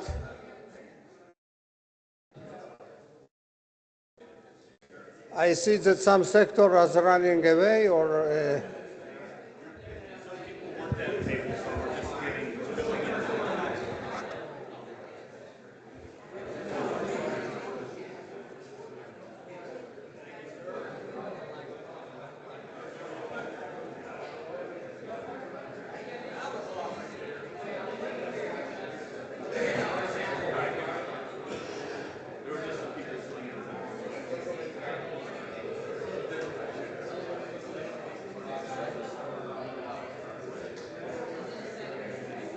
okay, can we continue?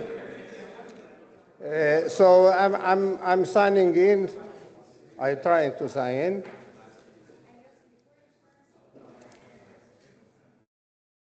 To share with you the internet connection. Everyone can connect. The password is TVA 26, the Hilton Honors Meeting, if you want to connect to the network, if anyone has a problem with Wi-Fi.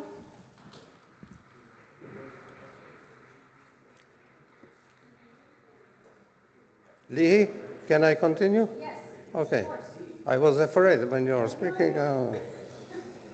Okay, just for information, the system is actually the system is fully independent for communication and everything. So all the knowledge base and geographical knowledge base and additional is part of the system. So if somebody don't want to use communication cloud installation, it's installed on premises. And everything it says, as you can see, the system is able actually to work in any place on the world. So I choose here USA and US state, and let's choose Tennessee. Okay, so let's choose United States and Tennessee. Okay, we will run 72, or never mind, we can run it continuously, or 80 cycles. We will auto-generate the landscape, as I said. I will not load, I don't have also all the data, but if I have, I don't load the real data. And I will say that I want approximately, again, I want to make it smaller, not to run too much, about 100 different assets in each sector. Asset in sector means assets that are responsible to supply the service. So for example, if I'm talking about electricity, so it's a generator, transformer, high voltage line, medium voltage line, low voltage line, consumer, this is assets. So in each sector, there is models of chain of assets that are actually responsible to provide. So I'm putting here. We can actually select only some sectors, but I will select all of them, all of the sectors that I have presented. And actually, I can decide to allocate in each sector how many maintenance repair teams I have to calculate the different thing. Again, to make it the story short, I put something general, 10 teams. Okay, I save the configuration. The system automatically analyzes what I am asking for and creates kind of pre-run executive briefing with the different parameters, the different zones that actually will participate, operational context, and so on. So again, because of our limited time, I will not read it, but we will be happy to explain in detail every point.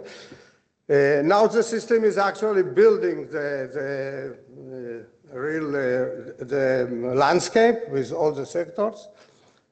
Sorry, it takes a little bit time. I'm running on my laptop, not on my regular server. Okay.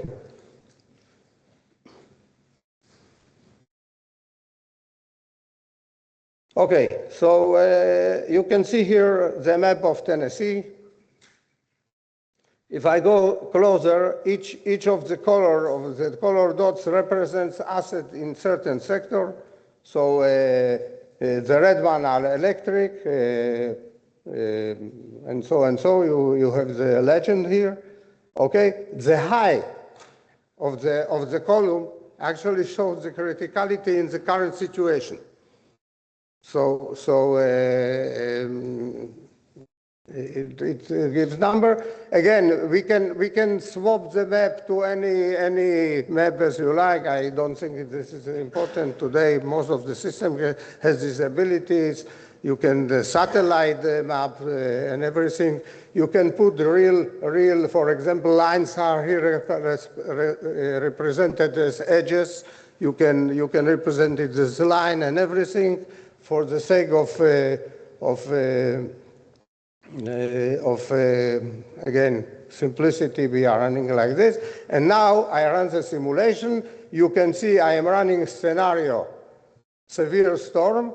Okay, we are 80 cycle. Each cycle is here representing hour or week, and anything I want. It's definable. So currently I defined it as hour, never mind. And we have approximately 100 assets per sector. Why approximately? Because it builds real networks. So I cannot, at the end, the exact number is dependent on the connectivity and different loads. So sometimes it's a little bit more than 100 or a little bit less. You will see it. And I am going to run the simulation. So when I run the simulation, you will see immediately that because we are in severe storm and all over Tennessee, when the simulation will run, you will see actually that on the map are appearing red and yellow circles. Each red circle is actually failed asset. It's assets that failed for some reason because of the storm. The yellow one are actually assets that are degraded, that are still working, but not with the full or nominal capacity. Okay? And now I have different things. First of all, you can see that the system already generates recommendation during the run. Okay? Those are more operational recommendations. Again, in high from different repair medical network according to the landscape that we have generated. We can also see actually how our repair teams in each sector are handling the situation, how many requests are buffer or waiting. We can actually decide to prioritize those efforts and everything. Again, it's not for now. What I will do now, I will actually pause the simulation. When I pause the simulation, I can actually see what actually happened. So let's start with the first thing. I will look on what we call resilience dashboard. So the first thing that you see on the resilience dashboard, you see actually for each sector, we stop the simulation in cycle 16. We see in each sector actually the red one, or it's not so red, but are actually the assets that failed. So we can see that we have not so much assets that totally failed, mainly in the water system, and we have failed assets. The yellow are degraded assets, and the blue are the total assets failed. And we can actually see here the situation. So we can see that system survivability is a little bit lower, but it's still green. Okay? The DEFCON or what we call the genome Q is in situation normal, so the crisis is not so not so high. Okay, we can see the dependency pressure, what is called it, the KPI, that actually shows, according to the assets that fail, how many dependencies are created, hidden, and direct. The infrastructure is still in a good situation, 96, you can say it's 96% okay. Response capacity is already a little bit pressure, is red. Human factors, actually different factors, I will show it later, different human factors that are showing how our workers are working under pressure and so. We have also environmental analysis according to data that we are getting from different monitoring stations. We will show also this. And we have also the system automatically analyzes and finds 5 different communities in the area that we defined and actually measures their different resilience KPIs, and we will see it also. Okay. So this is a general. There are a lot of additional things that we can see. Each of them is actually something that we can dive in and see. Just for example, to stop for a minute, I talk about human, so I dive to human factor analysis, and you can see here different factors. For example, OPI is performance consistency under stress of the operation, or C is elaboration efficiency, and TND, those are different sectors, and we can actually see what is our situation for each. So we can see here there is some stress on the human factor, it updates all the time.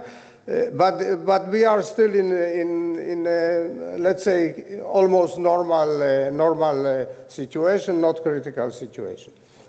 Okay, so now we are starting our round 1. Okay, it's always sign R1A. It means R1 first round in the round 1. There are 2 phases in each round. Okay?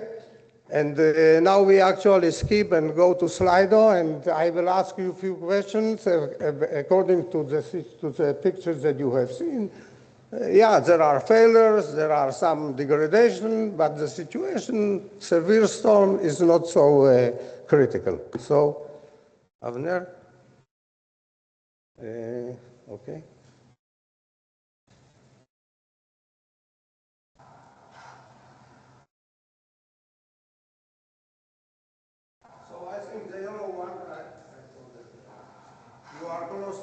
You are close to crisis, but it's still not a crisis. Next slide. You have seen the exercise baseline. We are now R1. So if you didn't scan your code, you have to read again for Slido. And Avner, please.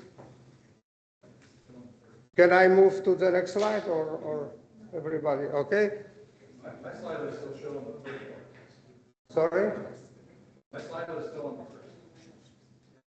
It's in advance. This is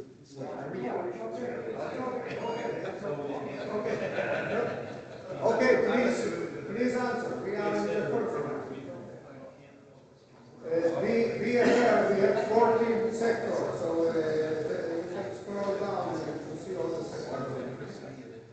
Okay, here you can see the results of the vote interactively.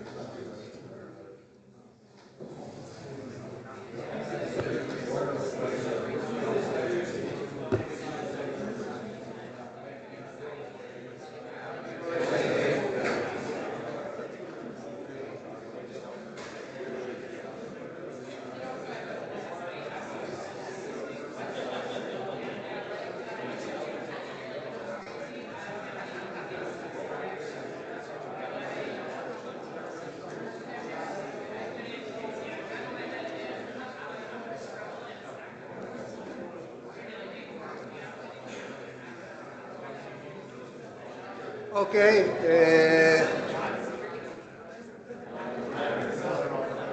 I am missing many sectors are not ranking. I see that only five rank. 45 participants.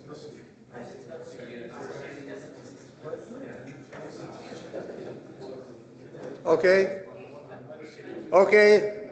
So we can see here that actually electricity is not surprising, but it's not surprising, but electricity is the first one. So again, I switch to genome to show you what we are doing. Okay, so here you see this, the first question, which sector should be prioritized, including your own? The majority choose electricity. I choose here electricity. We can already see actually that what happened now, what is genome doing, is prioritizing water pumping treatment and prioritize repair because of electricity.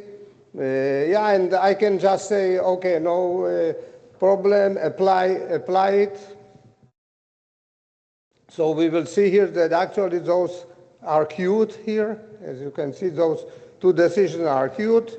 And when I execute the next cycle, okay, we will actually execute those instructions in the simulation and everything. So we go to the next question after. Next question, click. Okay, you automatically have it. Those who were on it, so how severe is community stress?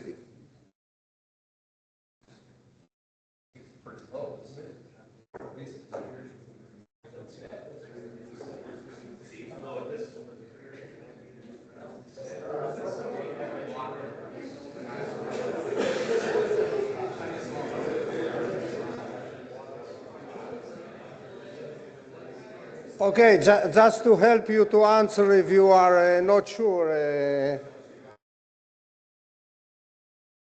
If you are not sure, I will show you the community resilience details. So you can see actually that we have 6 communities. One is Hull, Tennessee. There are additional communities. I know Meigs, Johnson.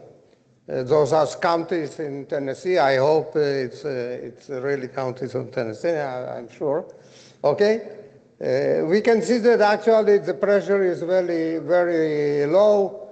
No serious alarms, no alerts.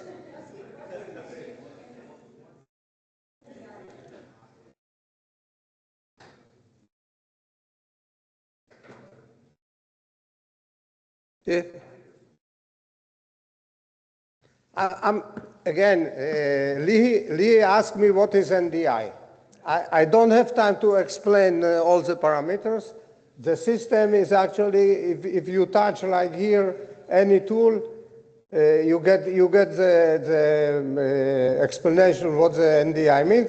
Again, all those are from different theories and model how you measure communication, community pressures, and so and so. Okay. So, for example, very interesting. What is empty minute? Somebody knows? Empty minute, yeah. Empty minute is estimation how long it will take that the formal entities like federal or other entities will respond and provide assistance. Okay, so please.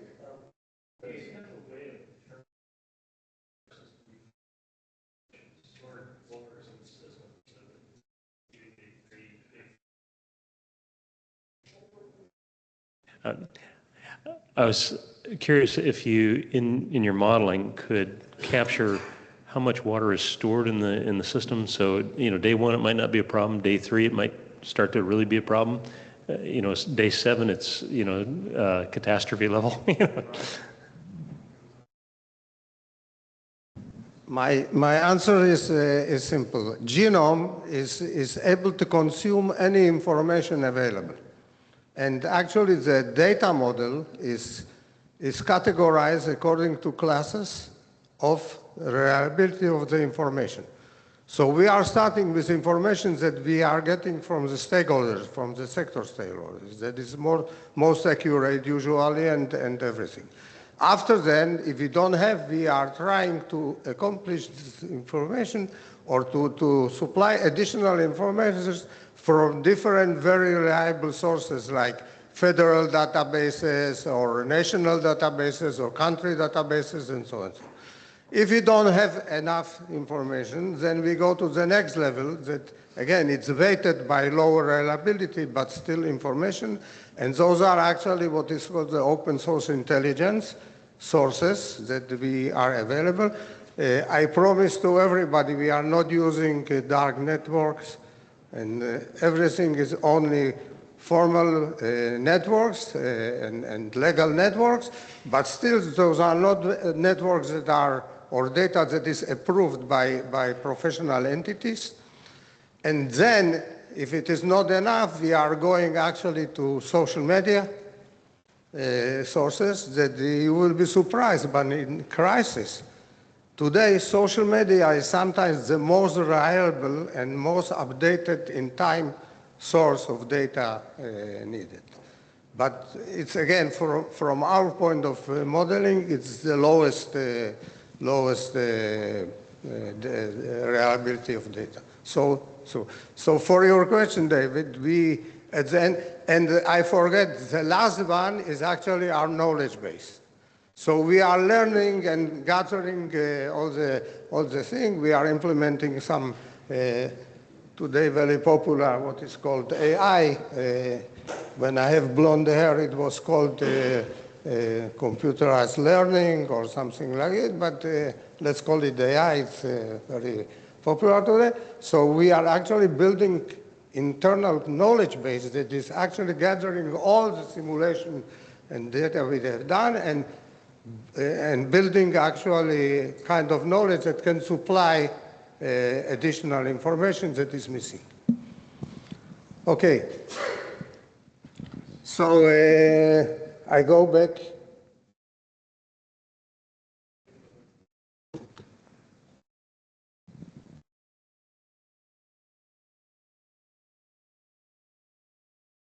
Okay, so who is the winner?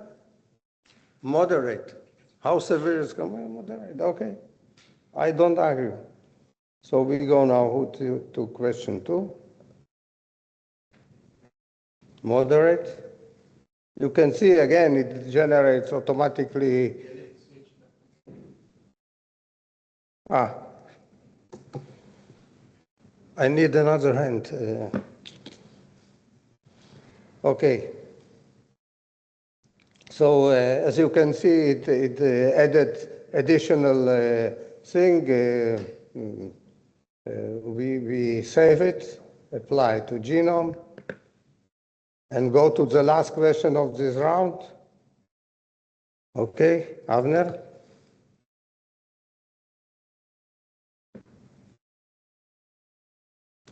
Which population group is most affected?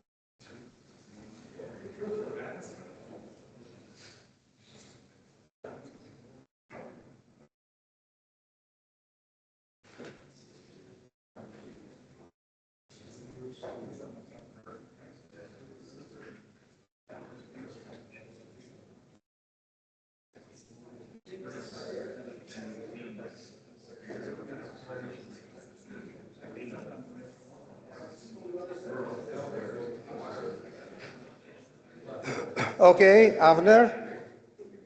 We finished? So,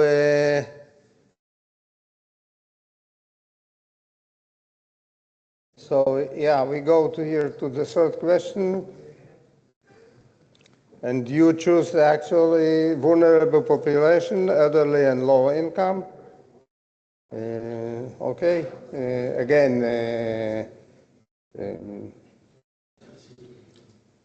I didn't say first responders here. Those the table that is first responders actually includes 3 different forces: police, medical forces, and firemen. Okay, so yeah. So now we completed the first round. According to the request here to shorten, we will skip the planned breather that was in the middle and shorten a little bit the exercise. Okay, so now we actually completed the R1A questions. What we are going to do now is actually we go back to the simulation. Okay, so I go back to the simulation and I actually say resume, and I will now run. You can see here on the upper screen all the decisions or actions that we have taken, and it's running now. Okay, let's give it a few additional cycles. And let's see what happened, how your decision actually influence the system. Okay, so I stop it.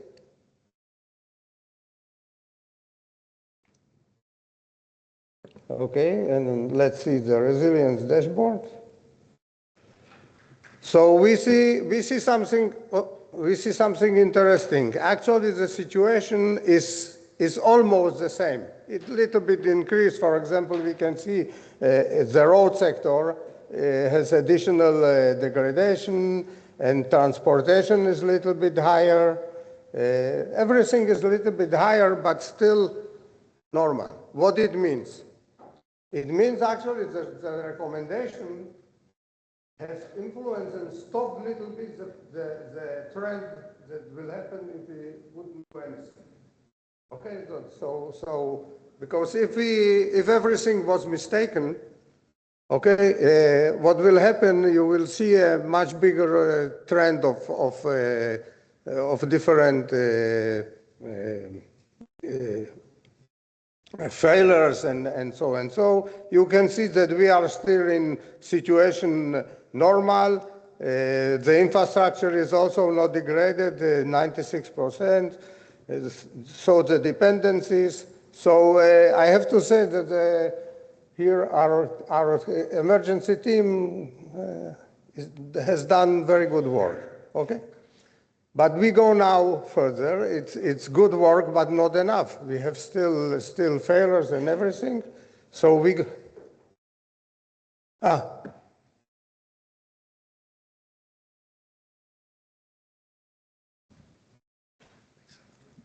Sorry, didn't mean to jump in midstream. I was just curious, does the system account for the different water sectors, so potable water, stormwater, and wastewater treatment? Yeah. Those are unique, three distinctly unique systems. Just curious how it treats that. Look, I don't know if we are covering all the water system types of water system I understand are familiar with. But most of the water system, the standard water system we are modeling, yeah. They are part of our model. Again, we don't have time to show it, but we have even, because of our connection with colleagues from TVA, we even developed a specific flood model that actually manages the different assets like dams and everything, and it's a model that is implemented in Genome, and Genome can actually run. We are now running single simulation, but genome can run parallel simulations. And if you want, for example, to run simulation like this, but you say, I want now focus on the flood simulation scenario more deeply, you can run in parallel flood simulation too, okay, and to see, again, on the same landscape and everything. I can show it later if we will have time just to show. So it's additional simulation that is running according to a flood model, and we have several flood models in the system. So, but the short question is yes, we have it.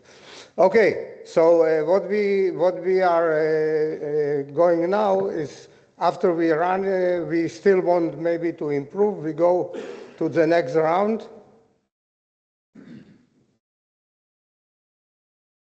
Okay, we are now in R1B. Avner, please.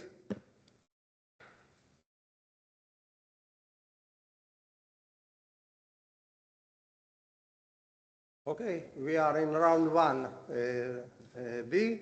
So now the question is no longer only what to protect, the question is how to use the limited response capacity. As you have seen, actually the only parameters that is red currently is our capacity to recover, to repair. I put very small number of teams just for the exercise for each sector. So please, Avner.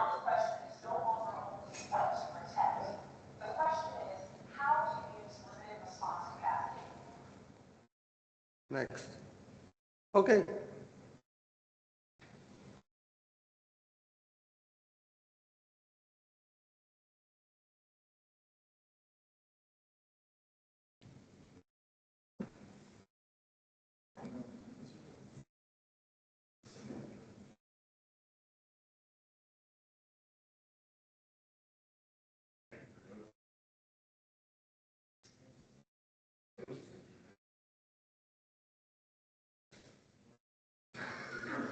I didn't allow, because of the time limit, because it then become more, I didn't allow multi answer, because logically, actually, we should have the ability to choose more than one sector. But again, as I say, because we are doing something that is more limited. Okay.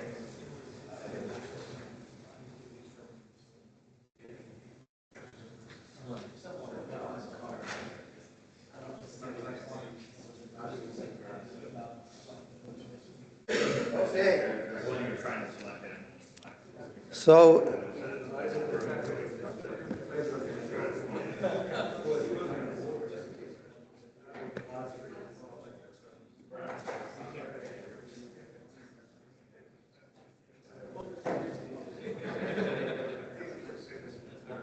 okay, Avner, go to this next question.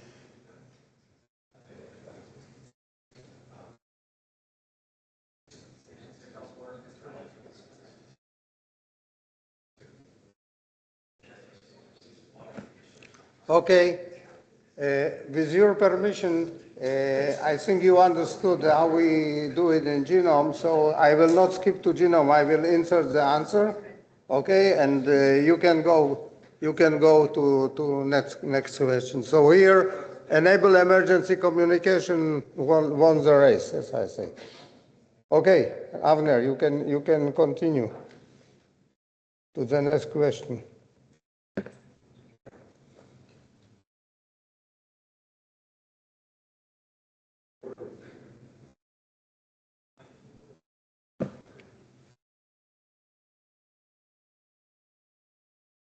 Here you can, everybody can answer, not only the representative, it's an open question.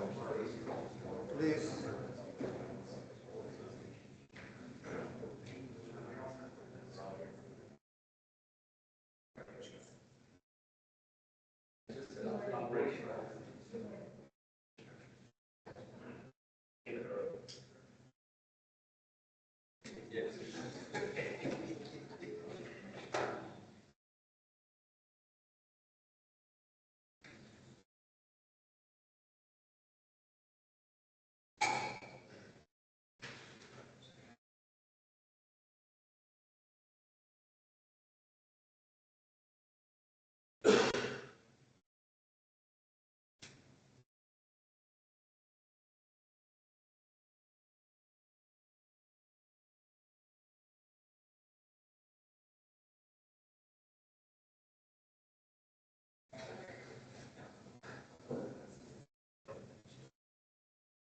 Okay.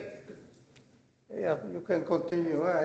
So we can see that actually communication is found as most important to action, even though we can see also infrastructure generally says we can see, for example, interesting and I think okay operation coordination it's very important, but it's a little bit hard without communication. Hello, Dane. So, okay, communication, you can continue to next. I will update the system. I will show the.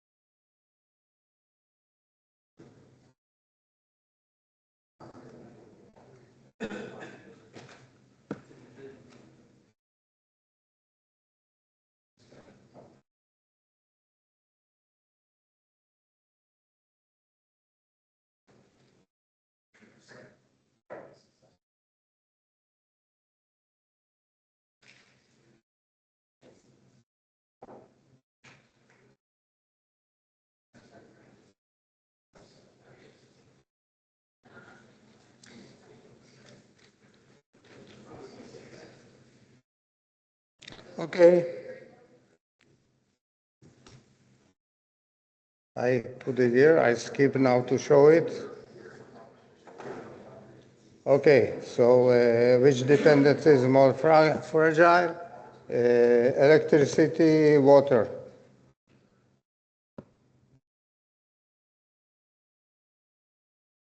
Okay, we input it. So to summarize this part, actually we can see all the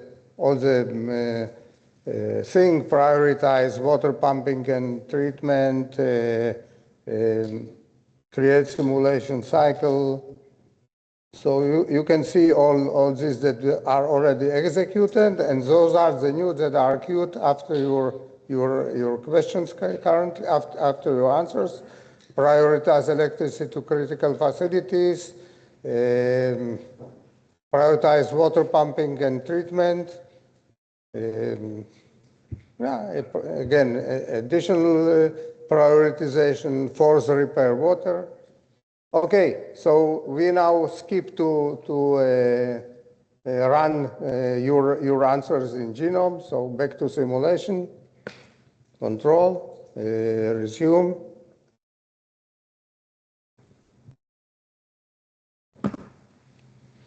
Okay, you can see again in the yellow all the recommendations that are executed. Okay. How much time I have? 20 minutes. 20?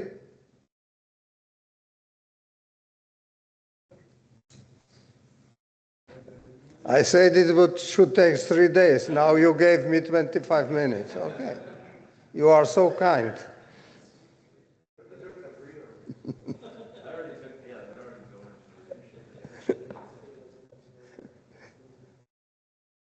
Okay.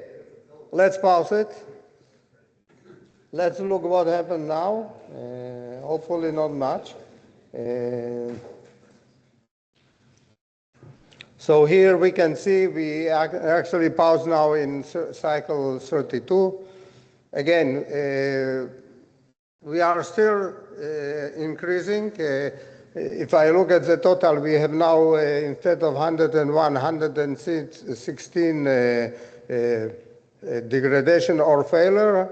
Degradation are growing from 88 in cycle 22 to 103. The failed assets are okay, not failed. So again, it seems that our recommendation help in some way. We can see still, even though there is a small lower of infrastructure from 96 to 95, dependencies dependencies pressure are the same. System survivability is also a little bit lower, but still high. As you can see, the most problematic things is actually response capacity. We are in red, and yeah, it's true. So we go further to the next step. No, skip it. I skipped this question. Okay. So now we are going to the next round, R2. As I said, until now this was a severe but still manageable crisis. The next event changes the character of the crisis.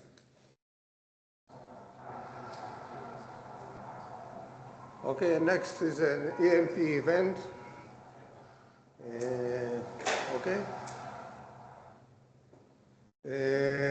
Just a moment. We will run it. You jumped. You can leave it, but okay. So what we are going to do now, we will inject to the system actually a scenario of EMP event. Okay. So what I'm going to do actually is I go here and we will choose here. You will see these are the models that are in genome of different scenarios. So until now, we run the severe storm model. I will choose now EMP. I can set up the intensity.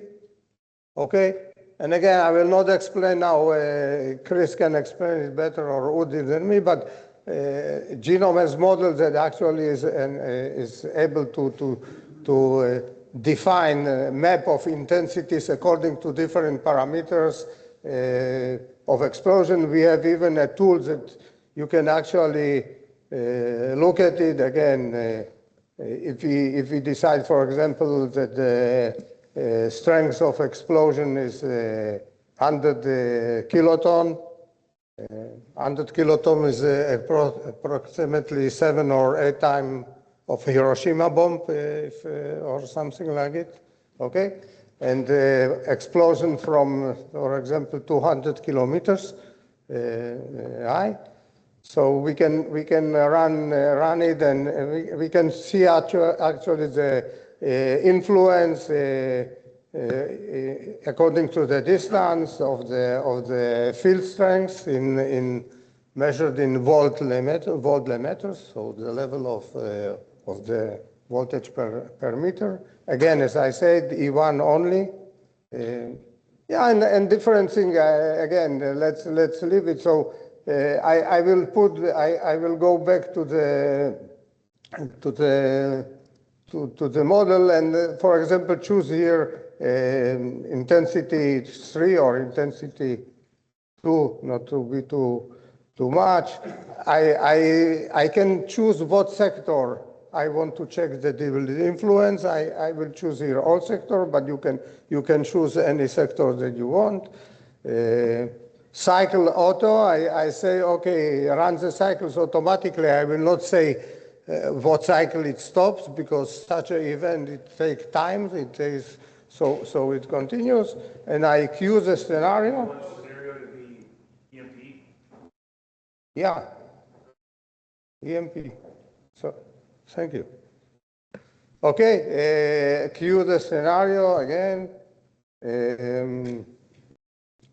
And I will now run actually again the simulation. So I will go back to simulation and say resume. And now actually, as I said at the beginning, you can see you will see what is the difference between the scenarios, even very critical like earthquake or something like this are happening, and what EMP means. Actually, that in few milliseconds, actually most of our assets will I won't say evaporate, but will be not functional. Let's say like this. Okay. So let's see if genome really provides what I'm saying. Okay. Let's wait it. Oh.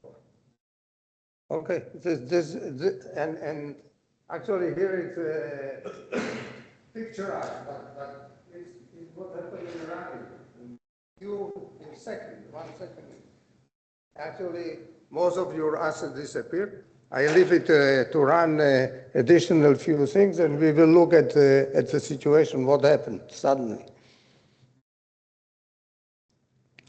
I have for this meeting minimized the to 1 hour each cycle, but actually it represents more than 1 hour. So okay, I stop here, pause, and let's look now on the resilience dashboard.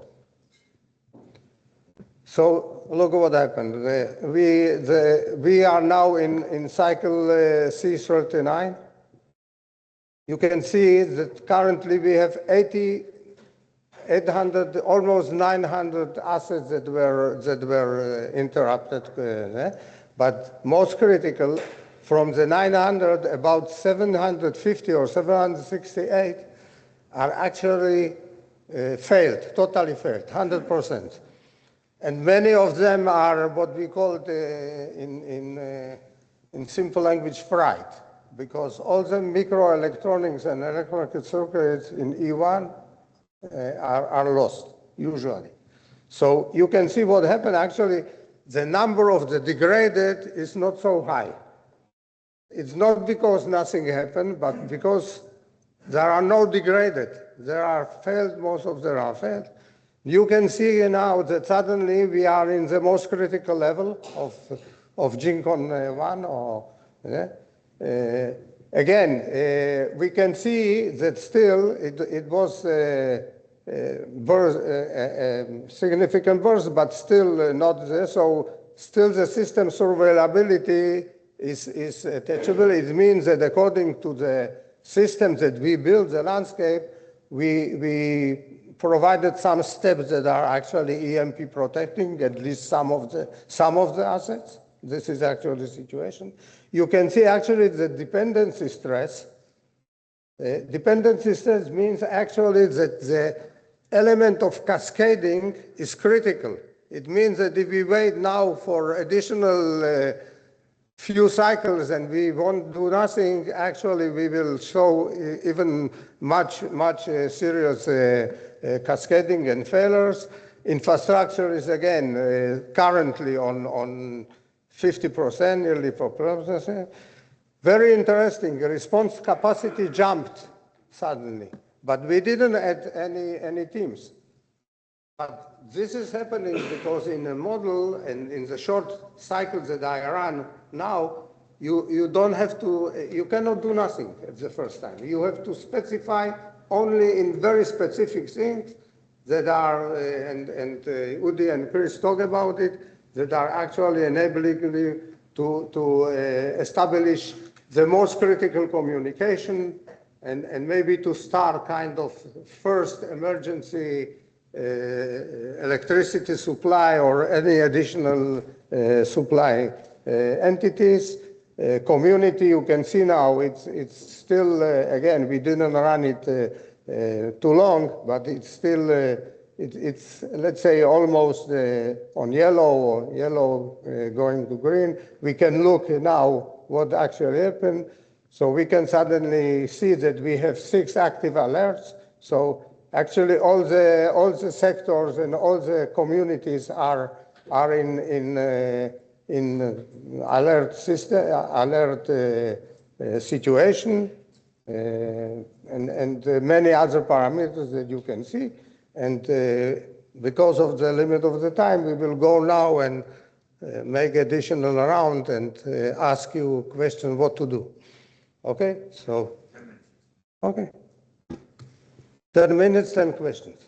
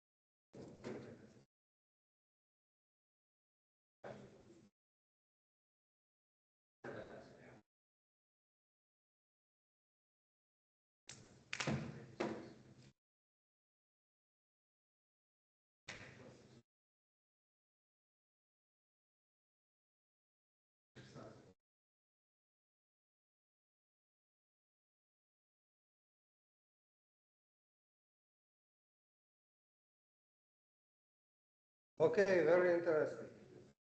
Communication electricity are leading now electricity a little bit more.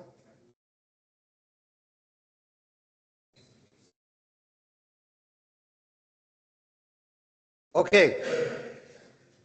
I will tell you shortly because we will not have time, too much time to summarize. What is interesting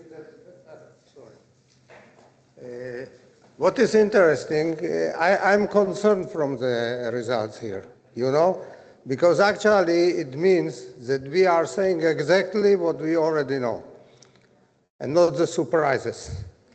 If we run genome for a longer time, you will see that suddenly many effects are happening not because of those factors. It's sure that those are most critical. I don't argue. But we don't feel or don't see actually additional sectors that are very critical in those situations, and we don't actually deal with them or something like that. Okay. Yeah.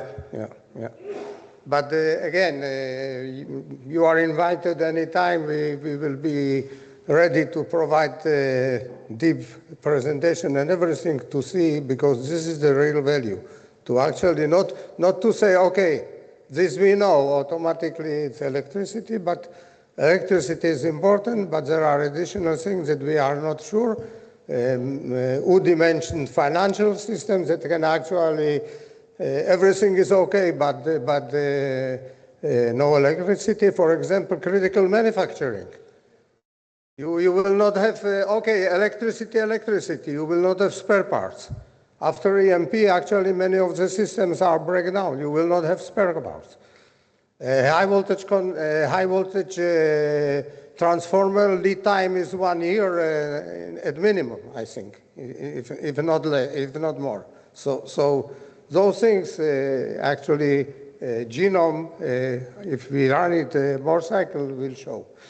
Okay, next, I will insert it here.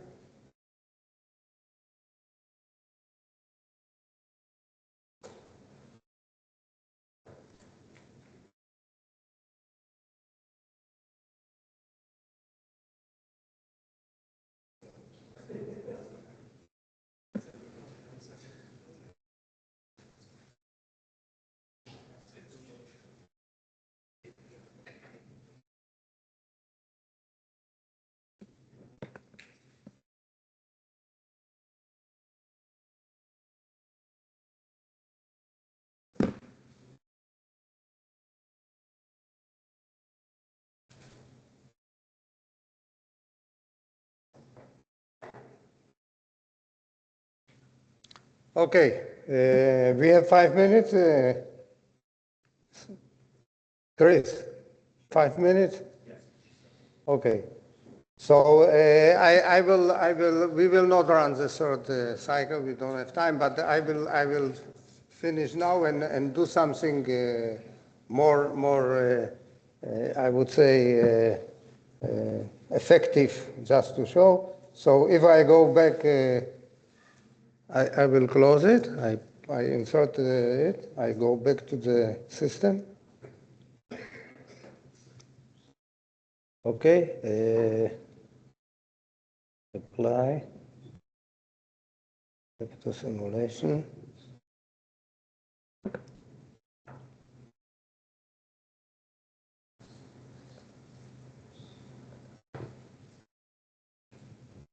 Okay, we can see here that the problem is already, it's still critical, it's not so there, but I want just to show you the last thing that was planned for the next cycle. Actually, even though we have seen that in the first moment, the repair team's number was not, it was higher than in regular in the severe storm, after a few cycles, you will see that it becomes critical also. Because actually the core assets were repaired, and now you have you need massive forces to do it. So what we will do now is actually we will, let's say, artificially increase our maintenance and repair teams in the sector. Usually you say, Yossi, where we will find suddenly 300% of the additional teams. So what is happening, you will not be able to do it for all sectors, but one of the things that we learn in Israel, that actually you have a lot of people that are not usually in your sector, but are able to take on them a lot of different works that should be done, even though they are not working, for example, in electric utilities. So in Israel, in some crises, what we have done, actually, we call to forces from different sector professionals that after a very short period, they were actually educated how to complete, and it created possibility to increase by 200 or 300% the number of teams that are, for example, dealing with grid restoration or moving a spare transformer from non-critical sites to critical sites, because there is a lot of, let's say, hard work, and if you have one professional, you need additional forces to do it. So what I will do now, I will show you just something like it and how it influences. So what we do now is actually, I go again to here, and I say recovery boost.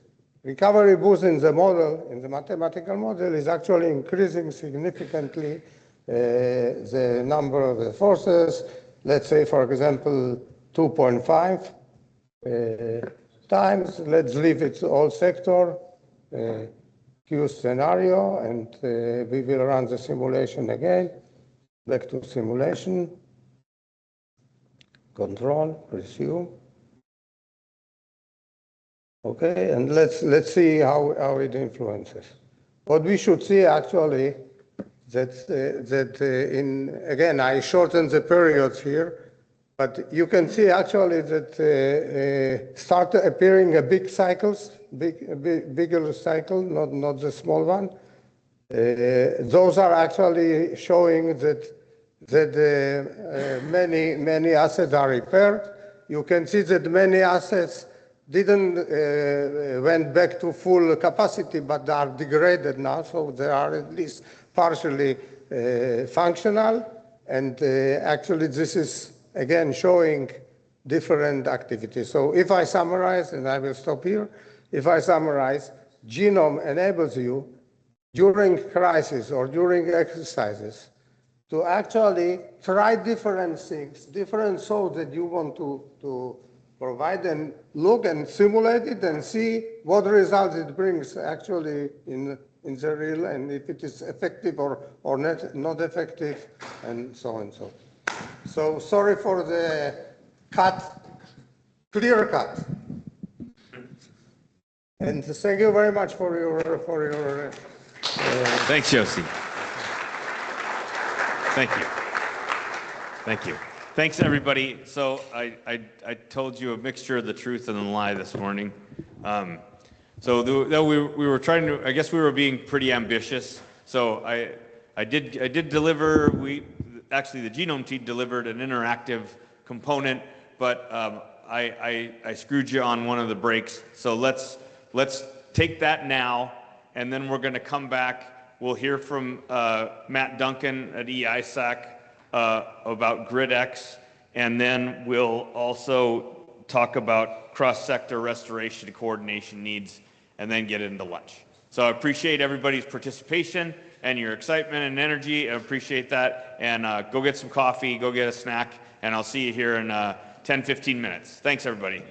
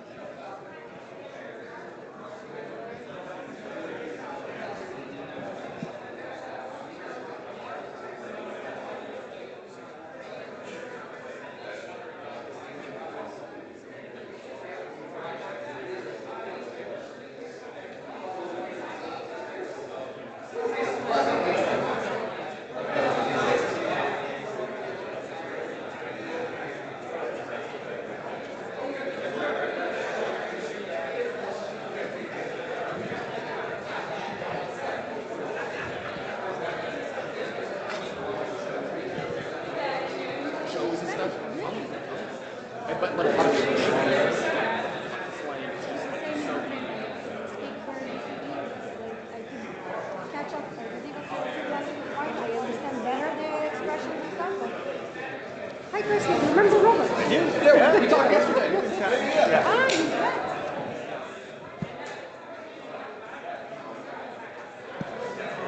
I promise to take pictures. All right. I think we'll just get going and all right, thanks everybody. We're gonna move on to our important discussion of the findings and recommendations from GridX, and we're honored and privileged to have Matt Duncan, leader at the electric sector ISAC. NERC and EISAC are the principal drivers of GridX, and that has been something that most of you are intimately familiar with, so you're going to recognize some of this. But what we were going to focus on is discussions of how we can actually implement some of those recommendations. So be thinking of that as Matt gives his presentation. Thank you, Matt. All right, thanks, Chris. And all right, well, good morning, EIS Council. Just by show of hands, I think this is actually going to be pretty good. How many people played in GridX 8? All right, so most of the room. That is a good thing, cross-sector participation, utility, government. So I don't need to go through the story about what the scenario was or how many people participated, though we did have 24,000 people across North America participate, which I'm very proud of. And me being down here now means the clicker's not working, so I'm asked for some help to advance the slides. Oh, there we go. We got it. So magic. Lee just shows up and magically it improves. And what I really liked about this iteration of GridX is we made it even more customizable, so you can use it whether you're big or small. And that really drives a lot of the resilience that we're all talking about here today at your individual utilities, but also in your regions, because as we just saw in the demonstration, you can be as secure and as resilient as possible within your utility or your service territory, but it is an interconnected, interdependent system of many sectors. So we need to train the way we're going to have to fight, and we will have to fight. It is no longer a question of if, but when a black sky event comes to North America, unfortunately, and we have to act with that resilience in mind. And one of the other things we're always proud of at NERC and the EISAC is the executive tabletop. Some of your CEOs participated in it, and this is really what drives that national level policy conversation along these topics.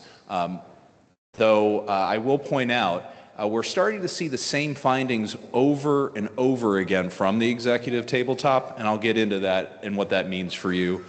We had a little bit of fun this year. We simulated a large national event that may or may not look like the World Cup, called the World Chalice Games. We also simulated a fictitious country in Eastern Asia going after a much smaller fictitious country in Eastern Asia, simulating the preparations for 2027 and Xi's goal for the People's Liberation Army to be able to retake Taiwan by force if necessary, and what that might mean for North American resilience. I think people are well sensitized to that potential threat now. GridX helped us explore that. We took a multi-hazard approach with our Icy Gunk malware for you Frosty Goop fans out there. That was a little bit of an homage. But we also thought about the disinformation aspects. So it's not just the physics of the systems, it's the physics of the people talking, and how societal chaos is truly a goal of both the Russian, Chinese, and other hybrid warfare doctrines. Of course, you can never do any of this without thinking about the physical impacts, the possibility of either lone wolves, DVEs, or other groups operating on North American soil. We've seen the damage that has come with physical incidents over the years, and this is just something that we need to continue to train and prep for, and most importantly, work with our government partners on. So what did we learn? So the first one This is another recurring finding that we had both in Grid X5 and Grid X7, and it's the usual, we need to have better situational awareness with government partners, particularly for defense critical electric infrastructure. And while Black Start was not officially part of the Grid X scenario, we know you all do your individual drills. We know you all have your plans, and this is something you take very seriously thanks to EOP5 and other requirements. This is, I think, the most applicable recommendation to the Black Start work, and perhaps a model that either the work with Department of War or with the National Guard can take, and how we're making sure those Black Start plans are coordinated. And after hearing the presentations this morning about TVA's resilience, I'm almost wondering if there's enough water in the reservoir that Black Start for the nation might begin here in Tennessee. So you all are taking the right approach with the resilience in mind, building that system for the future, and just really thank you for what you do. Because this can be a model for the rest of the country, for Canada, and for the system as a whole. But it is frustrating that we have the same recommendations come up over and over again. And I think that speaks to not necessarily a technical challenge, but a stakeholder challenge, a governance challenge, sometimes a political challenge. But let's be honest, national security should never be political, and this is something that we really need to galvanize our constituencies to get together on, that if a bad day comes in 2027 or elsewhere, our forces need to be able to flow to whatever theater they're going to be asked to be, and adversaries are going to look to target electric infrastructure, gas infrastructure, water, telecoms as a way to dissuade U.S. action. One of the newer recommendations that came out of this Grid X was about reliability coordinators and the use of the transmission folks and the actual operators. One, because you all might be the first people that sees a cyber attack that goes undetected, in anomalous activity on the system that you can't explain. And the thought was Grid X has grown from just being a security exercise to truly being a resilience exercise. And the recommendation here is for the next Grid X and for future exercises, get those reliability coordinators, get those TOs and TOPs involved in how do you be part of this large-scale emergency and how you are coordinated, and that the government understands their role. We need to find this over and over again, particularly with our federal colleagues, but also our state and provincial colleagues, that because of the turnover in leadership ranks, the lessons are often forgotten about what an ISO or an RTO does and why that's important, why a balancing authority is important to the operations. And we find ourselves using Grid X and forums like this to continuously re-educate those folks.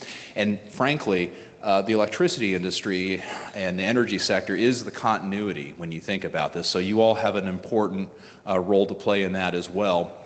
And I think including more of the operations folks in the future is going to be really important. Now, on the, and then of course, recommendation 3 was your standard, coordinate more with the government.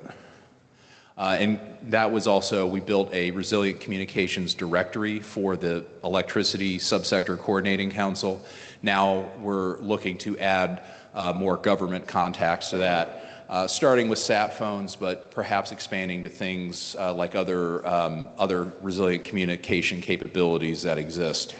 But speaking of coordinating and sharing with the government, and Chris, feel free to throw some questions at me, so I'm just not talking at you for 15 minutes. Thanks. I was just going to say maybe to go back one slide, and we'll kind of batch them. I just wanted to get any comments, any ideas on the first 3. We have some folks here that are reliability coordinators, et cetera, other industry partners. So I just wanted to say that we're open to rolling questions, but also any recommendations on the recommendations, anything that thoughts that come to mind about implementation, please feel free.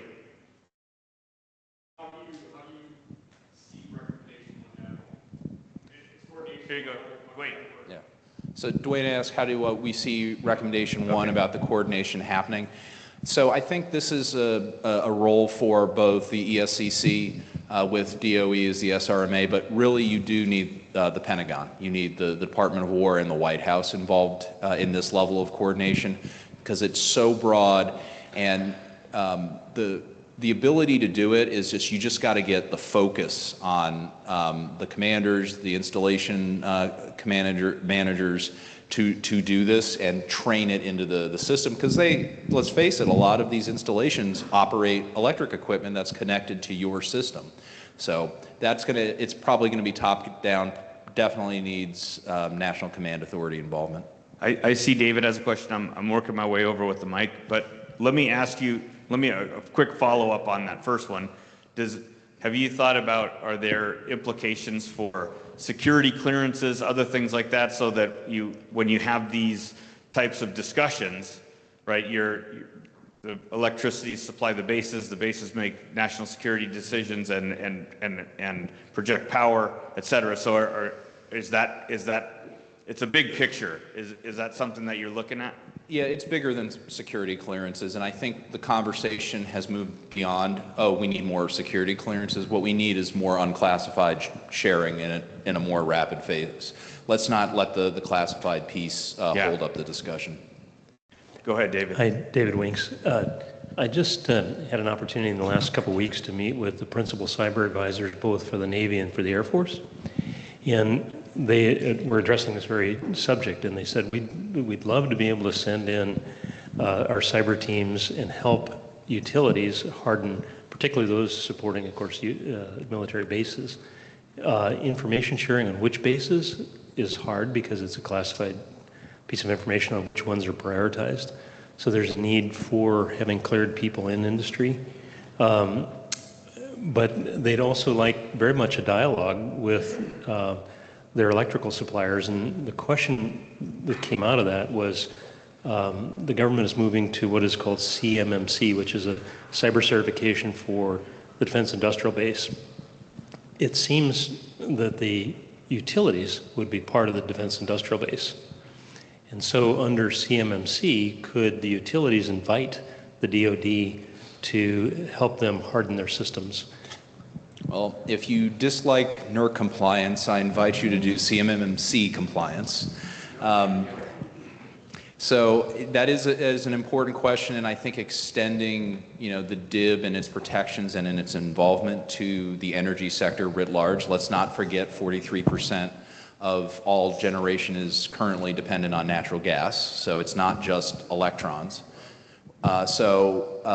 Thinking about that is important. I would say it's nice that the cyber advisors of the services will be offered to help, but I think it's also important to realize in a time of war, we may not be able to depend on those forces as they may be needed elsewhere. But it is certainly, the conversation about the installations is really important. All right, who's next? I guess we're just going to junk the presentation and do Q&A. So. Well, this is related to recommendation one. You're probably aware, but I'll share in case others in the room aren't aware. The U.S. Navy is going to run a test later this year to power Norfolk Naval Station with one of its aircraft carriers, USS Gerald Ford. The Ford has two A1B reactors on it, each capable of producing approximately 125 megawatts electric. They're going to test it to power Norfolk Naval Station. So you're probably aware of that. I think that would be something interesting for EISAC and many others in this room to kind of follow that and learn the results of that, because there's probably some widespread applicability for future reliability. Always love a good ship-to-shore power conversation as a restarting of the system. But no, that's the type of activity that I think needs to be done and is envisioned by this recommendation. Were there any others, or should we? Yeah, Matt over here. Hey, Mike. Yeah, how you doing? Hey, just on the first one too, it's interesting because I think the challenge of this is getting that, top down to the military installations. I know our transmission owners talk to their military installations. They're part of the, critical restoration. But one of the things that I think we saw was after Fern, or actually during Fern, DOD called us and said, what's going on? And so we actually have now added them, and it's at a high level, so it's across the footprint, to a briefing on what's going on, you know, system conditions, those kind of things, the same way we do our states. And to your point about the clearance, I have DOE aggressively trying to remove my clearance, even though I talk to DOE and DOD probably monthly, but never on a secret level. You can have those conversations without having to get into that. So thanks, I appreciate that, and I appreciate the stakeholder process. If you talk to one part of the government, you are talking